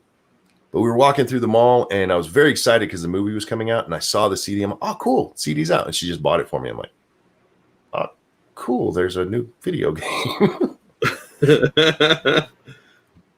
I got the CD at a garage sale for $1. No. Bang a Drum on that is a great song. It's too bad it never got played. Yeah, there were a lot of really good songs on there that just never really caught on for some reason. I love that one. I went to see a preacher to teach me how to pray. He looked at me and smiled, then that preacher turned away. Yeah, I have way too many song lyrics stuck in my fucking head, dude. Yeah, I have a similar problem with you that I can't name albums anymore because you don't have to. You only have to know singles. Oh, true. You can buy them individually for $1.29 or whatever. So, yeah, you don't have to buy the whole album anymore. Yeah, that drove me nuts for a long time. Kid Rock wouldn't release his music individually on iTunes. Yeah. You son of a bitch. I don't want the whole thing. I don't want your crappy one-offs. Well, it's that old way of thinking. Yeah. Oh yeah. I'm gonna get all of my money. Yeah. She bought you a CD in exchange for sex. Oh no, we've been having sex for quite a while by then. I was prolific. Can you use that word in that context? I think gigolo would be probably more appropriate. Maybe. Look, we just. She had a pool, man. She was like Michael Jackson. She lured me to her house with toys and ice cream. Woody Guthrie. I don't know if I could name anything Woody Guthrie related. I met her kids growing up. He was telling a joke earlier. Oh, gotcha. Okay. Brought up Alyssa Milano. I see. Yeah. I thought it was funny. I got what he was trying to say. So, no, Midnight. I never owned a duster. I was never that big of a dork. I did have a trench coat, but I had a trench coat. Yeah, they were cool back then. But that was white boy gear. Yeah, that was like preschool shooter coolness. Yeah, and now they brought him back for hipsters. Yeah, hipsters fucking ruin everything. I would still buy the whole album. May find more songs I like. At this age, I don't know about you, Jack, but at my age, I'm actually rather set in my musical ways. It's very rare for me to hear a new song and be like, "Oh, that's kind of nice. I'd like to hear it again." I go back and forth on that. I am pretty locked in because we are fairly old at this point, but I have heard some new music. I mean, that's kind of the nice thing about the internet is you can be exposed to new music. Well, I have such a library already. I was on my iTunes the other day and just listened to stuff, and I was just scrolling through my playlist. This isn't even all the music I own, just my playlist. And there was a song on there that hadn't been played for 2 years because there's so much shit in there. Like, oh damn, I should listen to that. Right. I use random a lot for that, so I can mix it up a little bit. Oh, mine's always on random. Now I have playlists and then I have random. I have my playlist set to random. My brother would get along. He does that shit all the time. The only new music I can say I've heard the newest music I've heard is oh god, you and me were talking about it the one night, and you had already heard of it. I was like, cool. The guy who left Pentatonics. Oh yeah, Avi Kaplan. Oh, Avi Kaplan. Yeah, what's his song? Moon on the Rise. Yes. Change on the Rise. Change on the Rise. That is a great song. If you guys haven't heard it, I'll drop a link to it in the chat. It's fucking amazing. And his voice, dude, holy shit, it's booming. Yeah, that's easily his best song. Before that, and you guys are gonna hate me, I don't care. It's still one of my favorite songs. Is All About That Bass. Oh, that song is fucking dumb. You know, I'm all about I fucking love that song. She is so gross too. She is. She looks like she'd take it in the butt on first date. Yeah. Before the appetizer. Yeah, absolutely. And she's not even that fat like she seems to think she is. Song just says, I have no self-esteem. She's not shaped. She's a Centauran. She's a Midwest girl. Yeah, that is she's a Midwest 5. Nebraska's finest. I see how you avoided the K word. I'm not pissed off the woman that drops links in the chat. Not intentionally. Andrew says that is a fun song. It is, and it's very catchy. And it's got a good beat, but the lyrics are fucking dumb. Yep. Who sings it? I forget her name. That's some fat bitch. Some fat bitch. Type in All About That Bass. You'll find it. Yeah, she's the Lizzo prototype. Megan Trainor. Yes, that's it. Dangerous. Why do you know that? He probably looked it up because nobody fucking knows that. I don't think so. More proof to Monkey's lack of taste. Look, I have great taste. If you sat here and listened to my playlist, you'd be like, all right, he wins. I don't know. But yeah, if you guys haven't listened to that Abby Kaplan song, listen to that. That's I listen to that all the time. That's so catchy. I will drop that link again just in case because it's off screen now. Plus, there's a lot of songs that I have a very deep voice, Jack. I don't know if you've noticed. I have noticed. There's a lot of songs that even though I'll sing them because I'll sing anything, I don't like the way my voice goes with them. I really like how my voice goes with that song. Because it's got that kind of baritone, like operatic kind of sound. It is just, I think it's a very catchy song. Oh, yeah. Monkey has shit taste in music. You guys just don't know what you're talking about. What do you think about Phoebe Kreutz? I don't know how you say that word. I'm not familiar. I am not either. And I will remind you, I listen to a lot of stuff where I could not tell you who the artist is. I am the wrong person if you come to me. Hey, who sings this song? I don't fucking know. Unless it's on, I mean, even songs on my own playlist, Jack, I'm like, who the fuck sings this? Oh, what's that guy's name? Oh, shit. You ever listen to Bob and Tom? Yeah. What the hell's the name of that song that he got famous off of? Shit. I forget the song.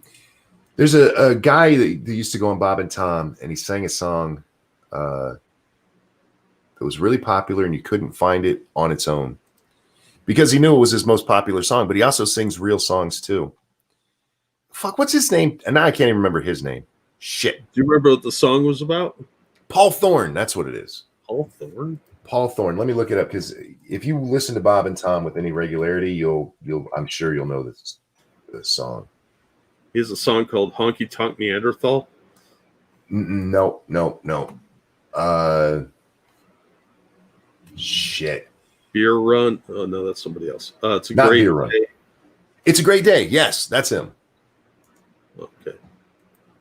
No, he does other songs too. He used to be a boxer, and he fought Roberto Duran.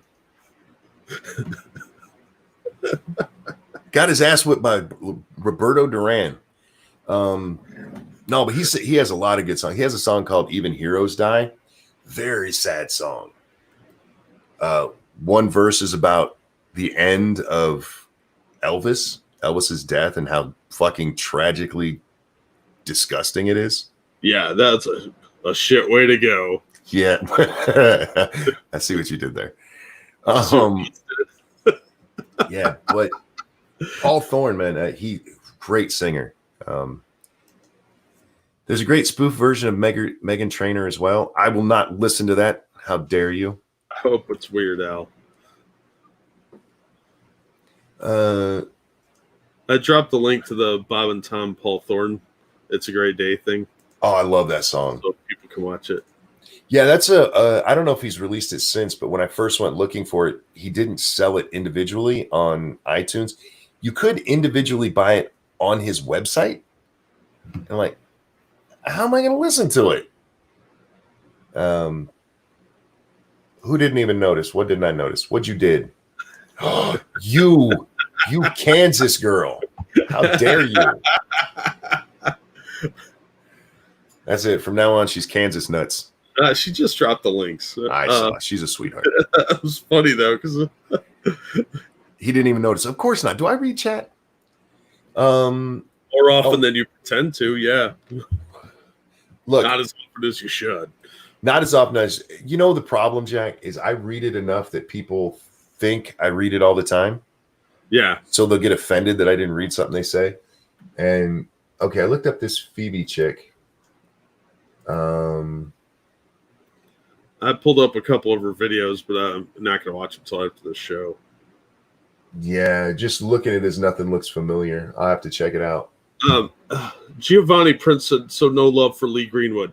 That song was played so fucking much when it came out that it was unavoidable. It was like Achy Breaky Heart. I hated it for over a decade. and You Can Break Your Heart's case, about 20 years, because I couldn't listen to it again. Don't tell my heart, my achy. Yeah, Actually, only in the past few years have I ever been able to tolerate that. It's actually not a bad song, but I couldn't listen to it because it was played so fucking much. they used to have a festival down at Waterside in Virginia, and Lee Greenwood played there one year, and we went and saw him. Mom was a huge Lee Greenwood fan. By the way, he had more songs than Proud to Be American. Yeah, yeah. But he's playing his whole set, and he still hasn't played it. And so he's coming to the song. He goes, I know the song everybody wants to hear, my most famous one. I goes, okay, let's do it. And he sings a McDonald's jingle that he'd been doing at the time, which everybody laughed at. And then he played Proud to Be an American. Yeah, I love Lee. It's a very patriotic song, and I have nothing against it, but I just couldn't listen to it because it was so overplayed. Like, they probably played it twice an hour on every radio station. It was such a big hit. Yeah. And then it just got, what's the word I'm looking here? Co-opted by politicians. Yeah. And so every few years you had to just hear it. Oh, I love the song. I'm not one like Jack who ever got tired of it, but I can understand. It got to the point where it was enraging. That's how I felt about that Blues Traveler song. Yeah. Yeah, that was another one. I grew to hate it. Yeah, it's just because it got played so damn much. And plus, at the time, Hootie and the Blowfish was around, and I love them. I have an unnatural love for them. I don't get that. I want them all to have my babies. And and I like Darius Rucker's country career, but apparently they're supposed to be getting back together, which is awesome. Oh. Now, I will say this about Hootie and the Blowfish. The only time I've seen them live was on TV, and they're not good live. They are definitely a produced band. But I'll forgive them because it's Hootie and the Blowfish. I never really got into him. I can respect that Rucker's a very talented guy, but no, I heard his country music's supposed to be good. I just never listened to it. His song Nothing is amazing. Oh man. Or is it I Got Nothing? And his Goodbye song. Those are the two that I really, really love of his. Wagon Wheel seems to be his biggest hit, and I'm not a huge fan of that one. Is that based on the cartoon thing that they used to do on Saturday mornings? Look, a wagon wheel. Not that I'm aware of. You remember that? No, I don't. It's one of those stupid little commercials that play like the how a bill becomes a law kind of thing. It was just some weird little cartoon thing. Jack, I just realized my ribs have loosened up. Whew. Oh, that's good. Of course you love Hootie and the Blowfish. Why wouldn't you? They're awesome. How dare you? Hankering for a Hunk of Cheese. That was the name of it. Hankering for a hunk of what? Hankering for a Hunk of Cheese. There's the link in the public chat. What the fuck is this?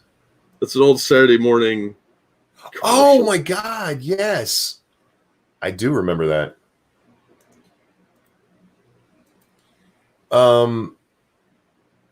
Andrew, thank you for the fist bump thingy. I like that. I like that it's a yellow and an orange person.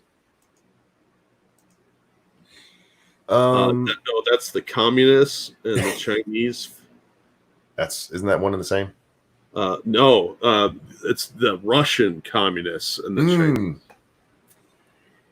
Chinese. Jack sent you a song all about that bass. It's over on your Twitter. Oh, thank you.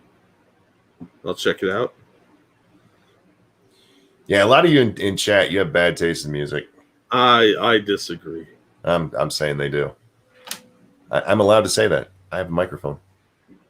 There's a lot of music that I just never got into, but I respect talent.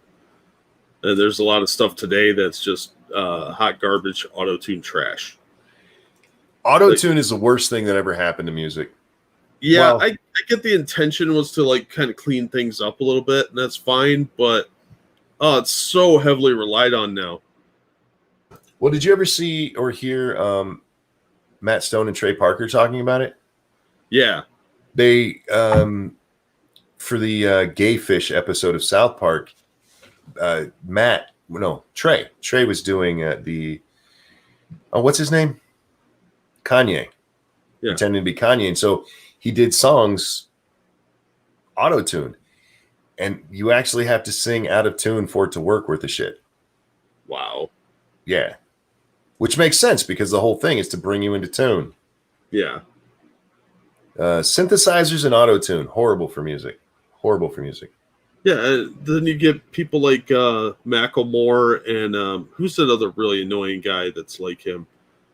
He's got a real stupid name. Shit. I hate the guy so much I forgot his fucking name. Music died the day Black Eyed Peas hired Fergie.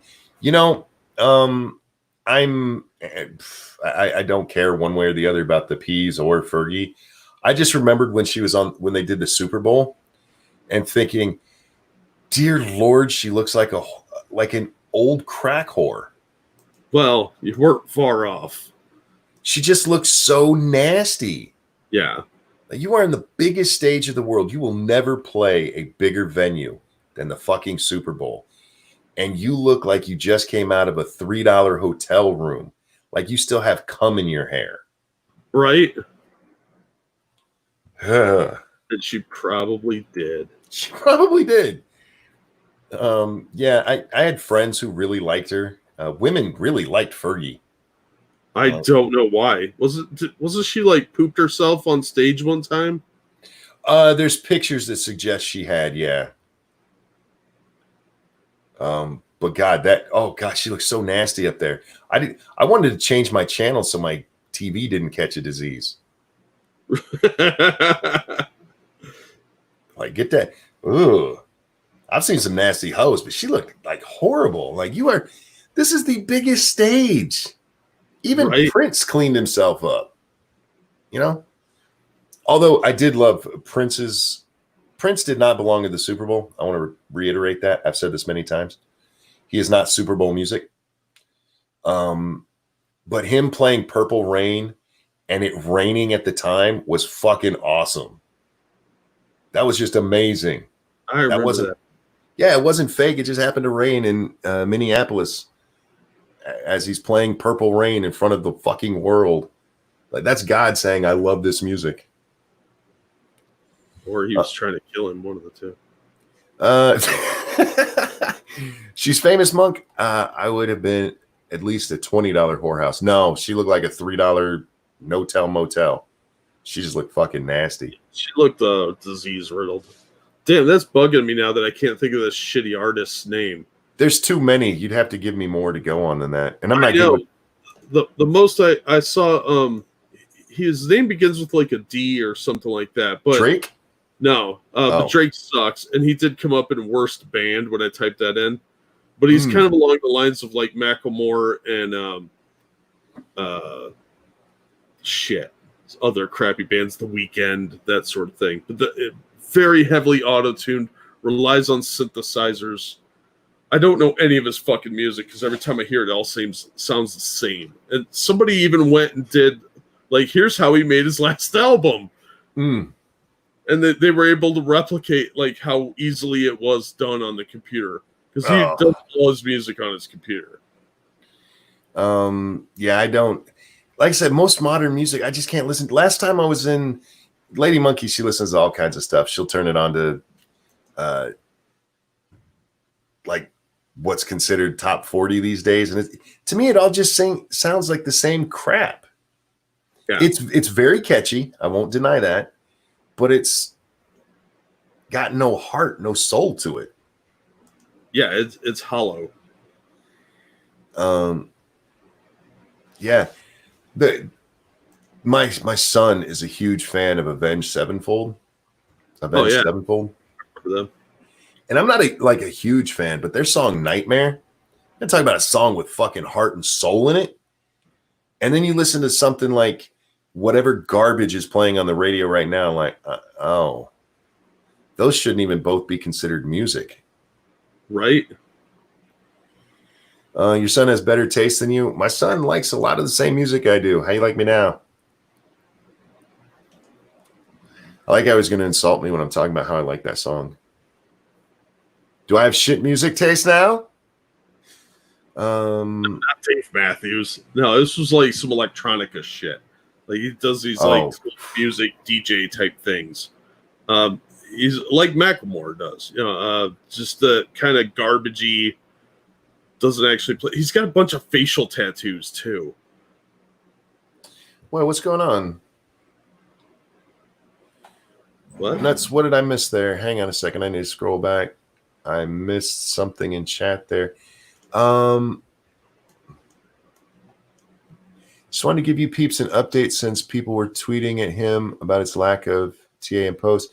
He's in the hospital having lost a toe, and his TA post will return next week. TNA post. This is Desert Shaman. Westy Shaman. I know Desert Shaman. I know that name, but yeah, I hope he gets well. Lost a toe. Fuck, dude. That sucks. Post Malone. Yes, that's who it is. Oh, that shit. I don't even consider him a musician. No, he's a scumbag. Thank you, etc. Post methadone. I like that one. Yeah, that's actually a better way of saying it. That guy is a fucking piece of human garbage, and he's got a man bun, and I cannot respect somebody that puts up a man bun. Nope. It's just a fact of life. If you're not a Neanderthal in 1 million BC or something, you're not going to get respect for the man bun. And I will go one step further than that. If you're a man and you put a ponytail on the top of your head, if you are not a sumo wrestler, you're not a man. Yeah, you better be a Shaolin fucking monk. Yep. Anything where you're putting your hair up at the top of your head like that, no, stop it. Y'all you look as ridiculous as those people who have way too big of beards, Jeremy. That dude straight looks like he should be in a truck stop picking up lot lizards. He kind of does, but he also looks like a 10-year-old kid with a fake beard on. Kinda. Trim that shit. Just neatly, like organize it a little bit. Try and go for like the Anton LaVey look. The Duck Dynasty folks, very much like Kurt Cobain before them, have ruined a generation of men into making big, giant, nasty beards on their faces instead of not bathing. Cut that shit off. You look retarded. If you're not Amish, you better not have the Amish outlaw. I hate trimming it. Cut it off. I hate them. I hate them, Jack. I hate beards. Santa Claus is the only one who should have a beard like that. Yeah, because he's Santa Claus. He's allowed. But even he probably organizes that shit better. Like he does. It's all nice and trimmed. Yeah, that's all we're asking for. Get some Anton LaVey look going. At least look evil. Yeah, I don't know. What's that one idiot that got busted with the multicolored hair and ratted out all his friends, and now he's trying to act like he's hardcore? Oh, Trixie 69 or whatever the fuck his name is. Yeah. Are they getting their names from an auto name generator that was so. built by a mad scientist? Because these names make no fucking sense. Dragon Mage, thank you so much. I think too many songs are about drugs and sex. I don't actually mind as long as the song it makes sense. There's too many songs out there that the lyrics are fucking stupid. Yeah, there's a lot of that. And some of them are very of the moment. Mm-hmm. Like talking about their Instagram accounts. That's just going to be forgotten in a year. Oh, it's Tekashi 69. There you go. Oh, yeah, I'll forget that again in Me 5 too. minutes. Look, ZZ Top gets it. What do they get? I love ZZ Top. Well, they got the beard thing going. Well, they're allowed. They've had it since the 80s. Actually, since the 70s. They're grandfathered in. Yeah. No, I mean, there's a lot of good sex songs, man. Yeah, but it's the lack of originality, I think, is the issue. Look, they've run out of good creative ideas. I just think they're lazy. I think there's still great ways to use the human language. There's a lot of songs that Chris Rock talked about this in one of his stand-ups.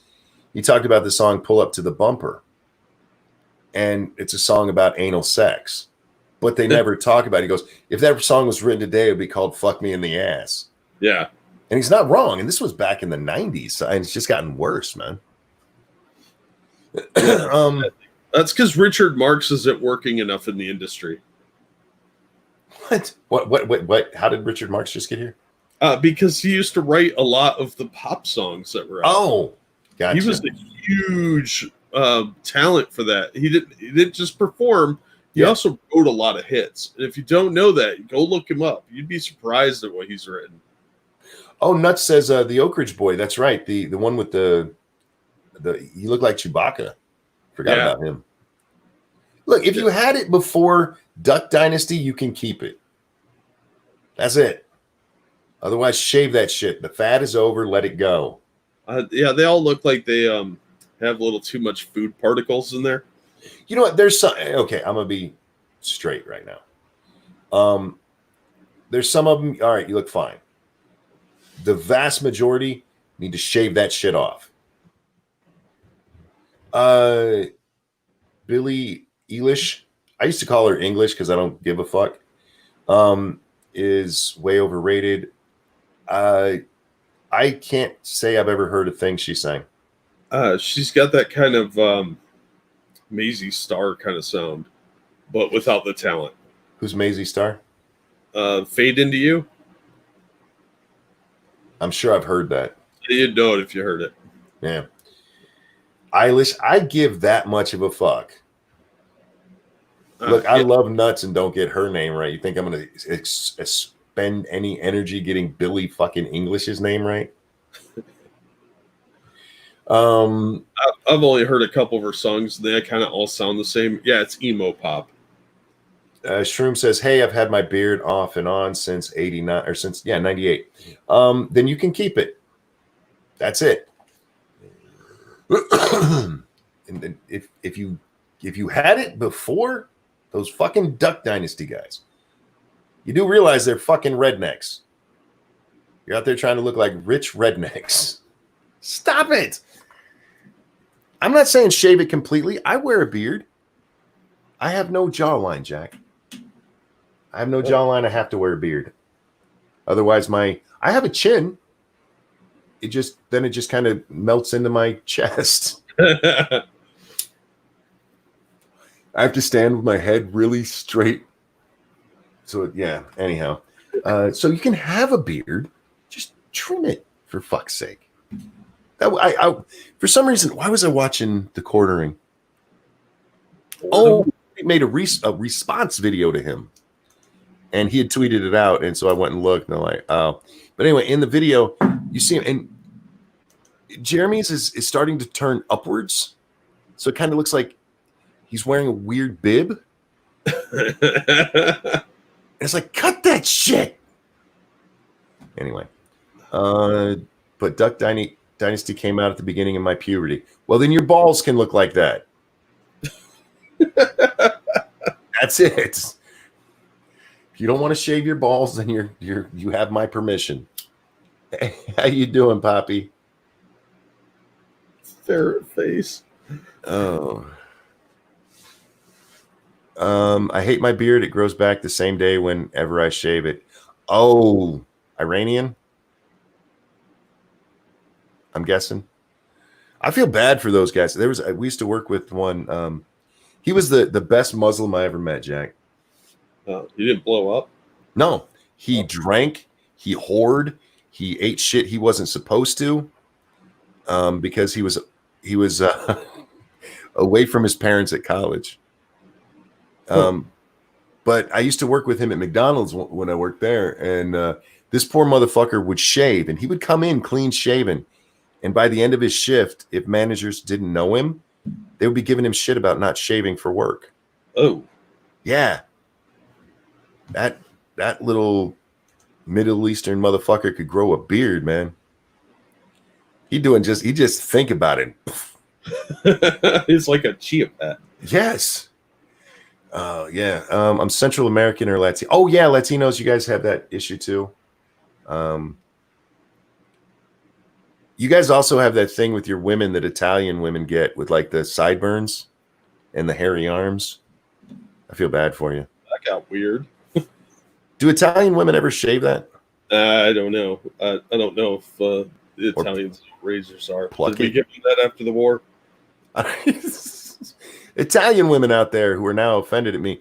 Do y'all shave those hairy ass arms?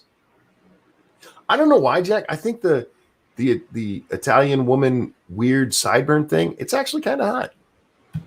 I don't really pay that close of attention to it, honestly. I just mostly look to make sure they don't have a penis or a mustache. It's usually on somebody who has dark hair, which I like. Yeah. And it's usually I don't look at ugly women, so it's usually on a pretty woman. It's a nice highlight to their face. I have a weird disdain for women with really thick eyebrows. Because I'm 90% convinced they all have unibrows and they're just shaving the middle part and they're trying to trick me. No, I get you. Of all potatoes, so you look at her face. Look, sometimes they're not naked. It's all I can look at. I generally only look for mustaches and unibrows. Yeah, the mustache thing. That's not kind. Yeah, the penis thing's a real deal killer, but you ever seen not big on. You ever seen a woman with an honest to God beard? Yeah, it's disgusting. Just shave that shit, okay? I used to work with a woman, and her chin, it would come straight out of her chin. She had like maybe 40 hairs. It would come out and curl, and she wouldn't cut them. They were like 3 inches long. Yeah. Like, bitch, shave that. Yeah, my stalker in college, she was like that. She had a full-on, like, what I would call a prepubescent boy beard, like right when you're hitting puberty and you get like that junior beard going. Oh, yeah. Yeah, she had one of those, where it was like all patchy and shit. And I was like, that's fucking weird and gross. Shave that. But she smelled like dirty vagina too, so. Oh, yeah. So she could literally reference the hairs on her chin. Yes. And it was weird. Nobody ever acknowledged it. It was just there. Well, there was this trend in Spain for a while where women with mustaches were considered women of status. Oh. And it kind of bled over into like parts of Latin America and southern U.S., like in Louisiana for a little while. And I heard that in a documentary. I was like, oh, that's got to be a fucking lie. But no, there's paintings of this. People would get painted and chicks would have these little mustaches. No, okay? Well, ladies, just get that shit electrolysis off, okay? If a woman just has like that mustache that only if you catch it in the right light, you're like, oh, okay. I don't mind that. If I can see it from across the room, look, you don't have to shave your armpits. You don't have to shave the puss. Get rid of that mustache. It's not a lot. Look, I would start, if I was rich, I would start a fund to buy people mustache wax and hair removers so they could get rid of that shit. Yeah. Just facial removal, hair removal in general, I'd be fine with that. That's worthy cause. I feel like that's a much bigger issue than free tampons. Yeah, absolutely. Like a little bit of upkeep and it will boost your self-esteem and it will make you more attractive to others. And then maybe you won't become a feminist. Yeah, I don't have to look at your drippy snatch, but I do have to see your face. Keep it presentable. Right? And what do you want people to listen to? A pretty girl or a girl that looks like she just wandered out of some terrifying horror movie where they experimented with Neanderthals and made them into normal people? Yeah, and you don't have to wear makeup if you don't want to. I mean, it can pretty you up a little bit, but you don't have to. But shaving isn't that hard. Just done. And nobody has to know. If anybody comes over and sees some Barisol or whatever that shit's called in your bathroom, you just tell them that's what you shave your legs with. You'll be fine. And you'll look better and we'll appreciate it.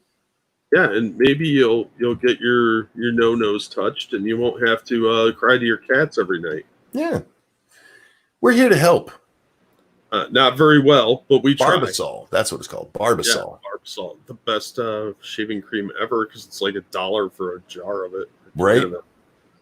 Yeah, And it works better than the other stuff, in my opinion. I agree. I don't like the gel stuff. Feels weird. I don't want to lube up my face. Yeah.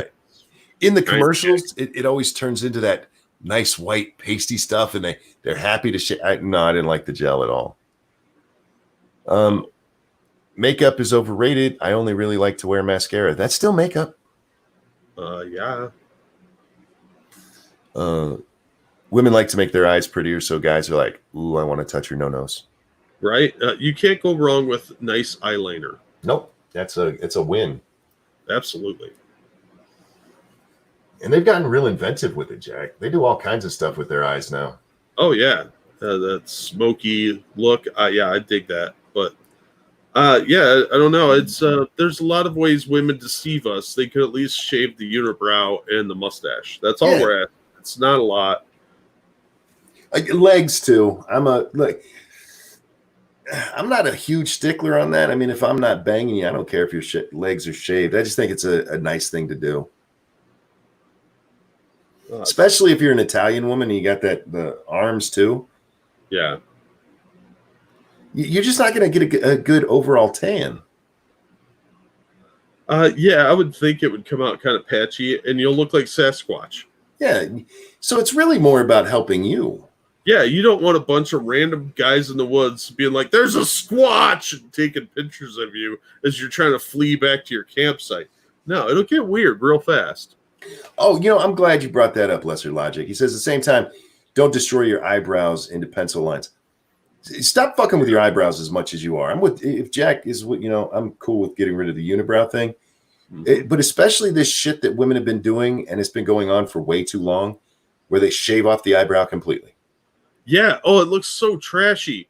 And then they use that. It looks like they use a wide tipped marker to draw on this weird. It almost looks like an upside down Nike logo, but it's thicker. Look, stop that shit. I don't have a problem if you want to thin it out, and that's fine. But the pencil thing, I don't like that. It looks a little trailer park to me. Which, generally I'm not opposed to having sex, but then I'm like, I don't want to look right in your face because you look like Tammy Faye Baker. Yeah, there's a lot of this stuff that's it's easy upkeep, woman. And we're here to help you. You want to attract a good man, or even look, women don't want to be with you looking like that either. So if you're a lesbian, this helps you as well. I could actually take this to the next level, because I knew a chick that had that penciled eyebrow look tattooed on her head. Yeah, I know. We know somebody who's done that. Yeah, and I was like, wow, at least you committed. But then you could grow your eyebrows back, I guess, to try and cover that. But that's a commitment I'm not prepared to go in on. God, man, I didn't sleep very well, as you might have guessed. Makeup is overrated. We're seeing that again. It depends on the makeup, and it depends on the woman. It depends on what they're doing. Look, some bitches are ugly. That's just fact. I mean, look, there's ugly guys too, but the best we can do is grow a fucking beard. Or get rich. Yeah, get rich. That'll make you a lot prettier to the women's. But some bitches is ugly and need makeup. Now, I got lucky. Lady Monkey looks... I actually don't really like Lady Monkey in makeup. She looks pretty when she does it. But I'm like, you don't look like you. Take that shit off. I want to see the pretty underneath. Yeah. If she wants to do it. Go ahead. I'm sorry. Definitely a minimalist on that front. And plus, women who they do the whole foundation and everything, when you see them up close, it's like, the fuck is on your face? Yeah, but they tart themselves up like that for other women, not for us. Yeah. But there's ugly bitches who need that stuff, guys. So just because you're pretty, don't be out there like makeup's overrated. Some ugly bitches need it. Yeah, just don't go so heavy on it. Like, use half of what you think you need. Plus, it's kind of like they make vaginal sprays that have scents to them. And in most cases, I'm like, ladies, you don't need to scent that. We like it how it is. But there's some nasty bitches. Yeah. And they need it to smell like strawberries to get somebody to put their face there. Yeah, but don't put wasp nests up there or honeycombs or any other weird shit. That's a no. You know, we used to sell it at Walmart, and I can't say we sold it, but it was on the shelf. It was a strawberry douche. That's a great insult. Look, strawberry douche. Right? Why the fuck you need a strawberry? Doesn't a strawberry douche defeat the purpose? I would think so. It's supposed to clean you out and get you back to normal, and you're putting strawberry up there. I don't think that's right. Don't scent candle your badges. Yeah, look, ladies, as long as it's not, what's the word I'm looking for here? Vomitous. We like the smell. We're actually attracted to it. It's in our DNA. Yeah, and as long as it doesn't smell like 3-day-old unwashed. Yeah, just clean it and it'll be fine. But again, we gotta be fair. Sometimes women stink. Yeah. They need the vag deodorant. You get that not so fresh feeling, and then you can't go horseback riding. Indeed. Can't go to the beach with your mom. That's an uncomfortable conversation. Speaking of that, I threw a link in the side chat. You might want to see. Oh, shit. Related to this. I'm just having fun with the conversation. What's going on? Oh, no. It's related. Oh, no. I can partially...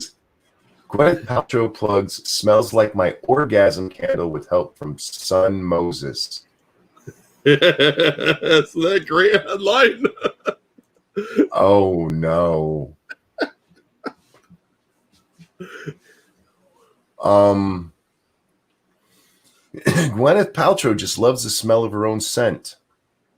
Tuesday on The Tonight Show, starring Jimmy Fallon, the Goop Queen, which, by the way, that's a disgusting name for anything with your vag, introduced the latest to her odoriferous collection of candles inspired by Paltrow's own BO.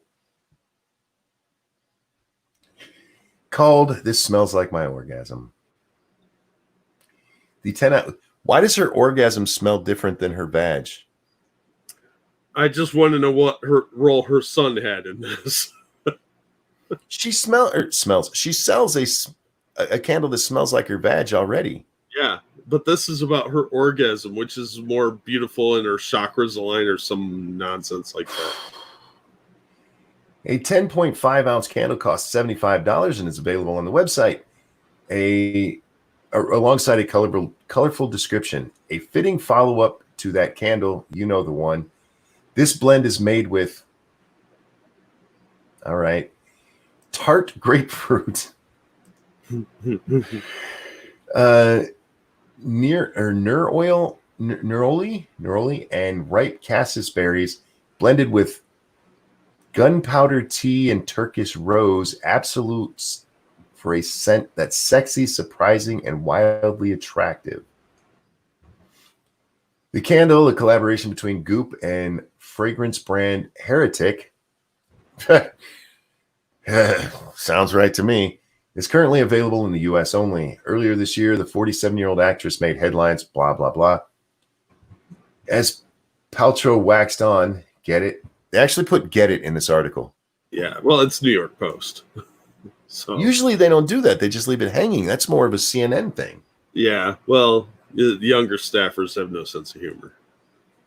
As Paltrow waxed on about her fragrant candle, her son Moses was apparently sitting just outside of the frame before Fallon invited him to chat.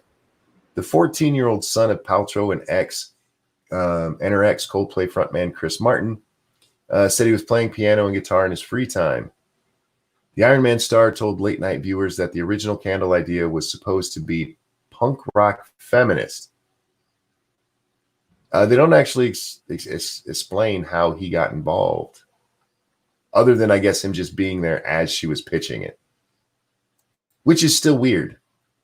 Yeah, you're pitching a candle that smells like your orgasm with your kid there. That's some creepy, like, dude, maybe CPS should investigate kind of shit. You know her kids go to some private school, right? Yeah. And that the other kids there are probably rich. If I was one of those rich kids and this guy pissed me off, I would buy his mom's vag candle. Right? And just fuck with him. Shrouded Angel, thank you. Money for you to buy an orgasm candle. I appreciate that. Is it okay if I get like apple cinnamon instead? It'll be cheaper. Yeah, but I mean, if you were an asshole to this kid, you could buy the orgasm candle, light it, and be like, "I just got your mom off." Why does her orgasm smell like grapefruit? The fuck is wrong with her pussy? What the fuck is wrong with her nose? Oh my god. Do you think okay, they're coming up with the scent and she's like, I don't know. And then she just start rubbing real hard again and go, smell it. Right? I want it to smell like this. Smell Gross. it. Wait, hang on. I'm not there yet. Okay, now smell. That's right up there with Ron Perlman peeing on his hand. Yes, P-Dog, you're right. That's a sourpuss. And yes, Ron Perlman, I'd pee on my hand. I wouldn't wash my hand. Fucking nasty bastard. Weirdo. Yeah, and who would want a candle that smells like fish? Her when she gets off, it smells like grapefruit. Tart grapefruit. Gross. That's got to be like a yeast infection or something. Is there a different kind of grapefruit besides tart? I don't know. Huh. I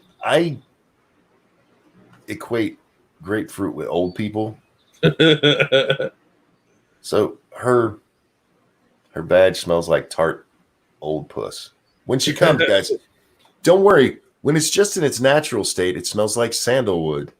Yeah, when like, she lubes up, it's with prune juice. Bitch, why did your pussy go from smelling like a tree to, well, I guess the fruit, I guess. Oh my God. Bitter, just like her. So wow. I feel like this is a good spot to end, Jack. Well, we've been all over the place today.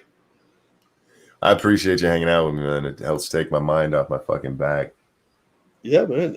Yeah, I'm sorry we started out with a little downer, guys, but we ended on grapefruit vag smell. So I don't know what more you could expect from us. Oh man. Do you think that never mind. Say it. Well, like if a dude's going down on her and she comes, suddenly gets a rush of grapefruit taste. Yeah, maybe it tastes like it. Yeah, like, fruity. Does it taste like a bag of Skittles down there? I got a red one. Shit. Happy Father's Day, ladies and gentlemen. Yes, that's a good reminder. Father's Day today, guys. Go out there and get your dad a Gwyneth Paltrow orgasm candle. $75 for a 10-ounce candle. That seems like a lot. Rip off. You think Yankee Candle's expensive? Holy shit. I better come with a picture, at least. I want a video for $75. Right? All right. Ladies and gentlemen, thank you so much for coming and hanging out with us tonight. Thank you so much for the donations. You guys are very, very generous, and I really do appreciate it. Jack, is there anything you'd like to shill this evening? Yeah, I'm going to be on Irate Prostate's channel later today at about 5 p.m. Oh, wait, time out. Are you doing an interview with him? Yeah, he's got me on his show. Dude, I've done that, and every time somebody tells me they're on there, I'm sorry, I'm cutting into your shit. Oh, guys, if you've not seen Irate Prostate in his interviews, he does fucking amazing interviews. So while you're talking, Jack, I'm going to go get his link, but I had so much fun doing that. I didn't know you were doing it. That's cool. I haven't been on the Cream stream yet, so this is going to be, I don't really know what I'm getting into, but I have been on his channel previously, long time ago, and he's a nice guy, so come over and check it out. That'll be 5 p.m. Eastern on Irate Prostate's channel. That's really about all I've got going on. Otherwise, yeah, have a good Father's Day. Thanks for the donations. You guys are always amazing. Okay. Yeah, I've never been on the Cream stream, and the interview he prepares very well for his interviews, and it's just a good talk, man. He's a very good host. When I agreed to do it, you never know what you're getting into with those. Yeah. And but I'd talked to Irate before, so I like it'll at least be different or decent. And by the end of it, I'm like, dude, this was fun. It was a lot of fun. I encourage you guys. Go watch the one with Jack. Don't watch the one with me. You guys know enough about me, but go watch what he's done it with Scribe and Satsu and lots of people. I don't remember if he's had Pat on or not, but yeah, lots of people. It's awesome. Jack has several channels, one of which his unboxing channel is almost to 1,000 guys. Almost. It's linked down below. Make sure you go check those out and subscribe to Jack's channels. I think I have 4 of them linked below, Jack. 3 or 4. That's probably all I'm using right now. So yeah, guys, go check those out. Go subscribe to his channels. Sorry. Thanks to all of you that have subscribed. Oh shit. It's Sunday. There's no scheduled streams anywhere that I'm at, but I will probably end up doing one around 8 or 9 tonight, just for because there's not any Lords of the Night without a game stream. I get bored, Jack. Yeah. So if you're around, of course, I always toss you the link, but guys, don't count on that. That could be as late as 10 or 11. This isn't me telling you I will do it at that time. Never mistake me saying that on a Monkey in the Morning. Ever. This show starts when it fucking starts. We'll be back on Monday for Lords of the Night, 9 p.m. Eastern time on Satsu's channel. I don't know if I'm going to do a game stream or something after this. My shoulders are killing me, so I'm not sure how much I can manipulate the mouse well. But follow us on Twitter, guys. If you're not following us on Twitter, you're doing it wrong. Yeah, we're hilarious. Yeah, and YouTube doesn't like to tell you. What happens at 1,000? That's when you can monetize. And again, monetization isn't the important part there. I mean, it's nice, don't get me wrong, but the important part is until you're monetized, YouTube really does not give a shit about you. Yeah, they don't promote your channel until At all. you're eligible for it. So as good as monetization is, the real bonus there is actually getting put into the algorithm. Oh, dude, did you see that there's a woman out there claiming that she'd went to work for YouTube, and part of what she was told was that their algorithm is partially racial based? Oh, I'm not surprised. I didn't get to read the article. I just saw Nerd City had tweeted out about it because they did a video where they were talking about the algorithm and how maybe it's, what the parameters are. And they made I don't know if they were joking or what, but they made a reference to maybe it's racial based. And then, there's people out there going, it's race based. I mean, I'm not shocked, but I'm like, I am a monkey with a deep voice. Well, you're lesbian, so that'll help you. Look, there's a lot of people who mistake monkey for black, and they all work at YouTube. Yeah. How about giving me a boost here, guys? Is it wrong to use it that way? Probably. Oh, but I don't really care. So hey, you gotta play the game, right? Yeah, as an enabler, I fully encourage it. If you want, I'll lower my voice a little bit more. Talk a little Scribe for you. Wow, that got Amos and Andy real fast, didn't it? They're the racist ones, not me. I'm just trying to get in on their racist game. Hey, that was one of the most popular shows on television when it was on.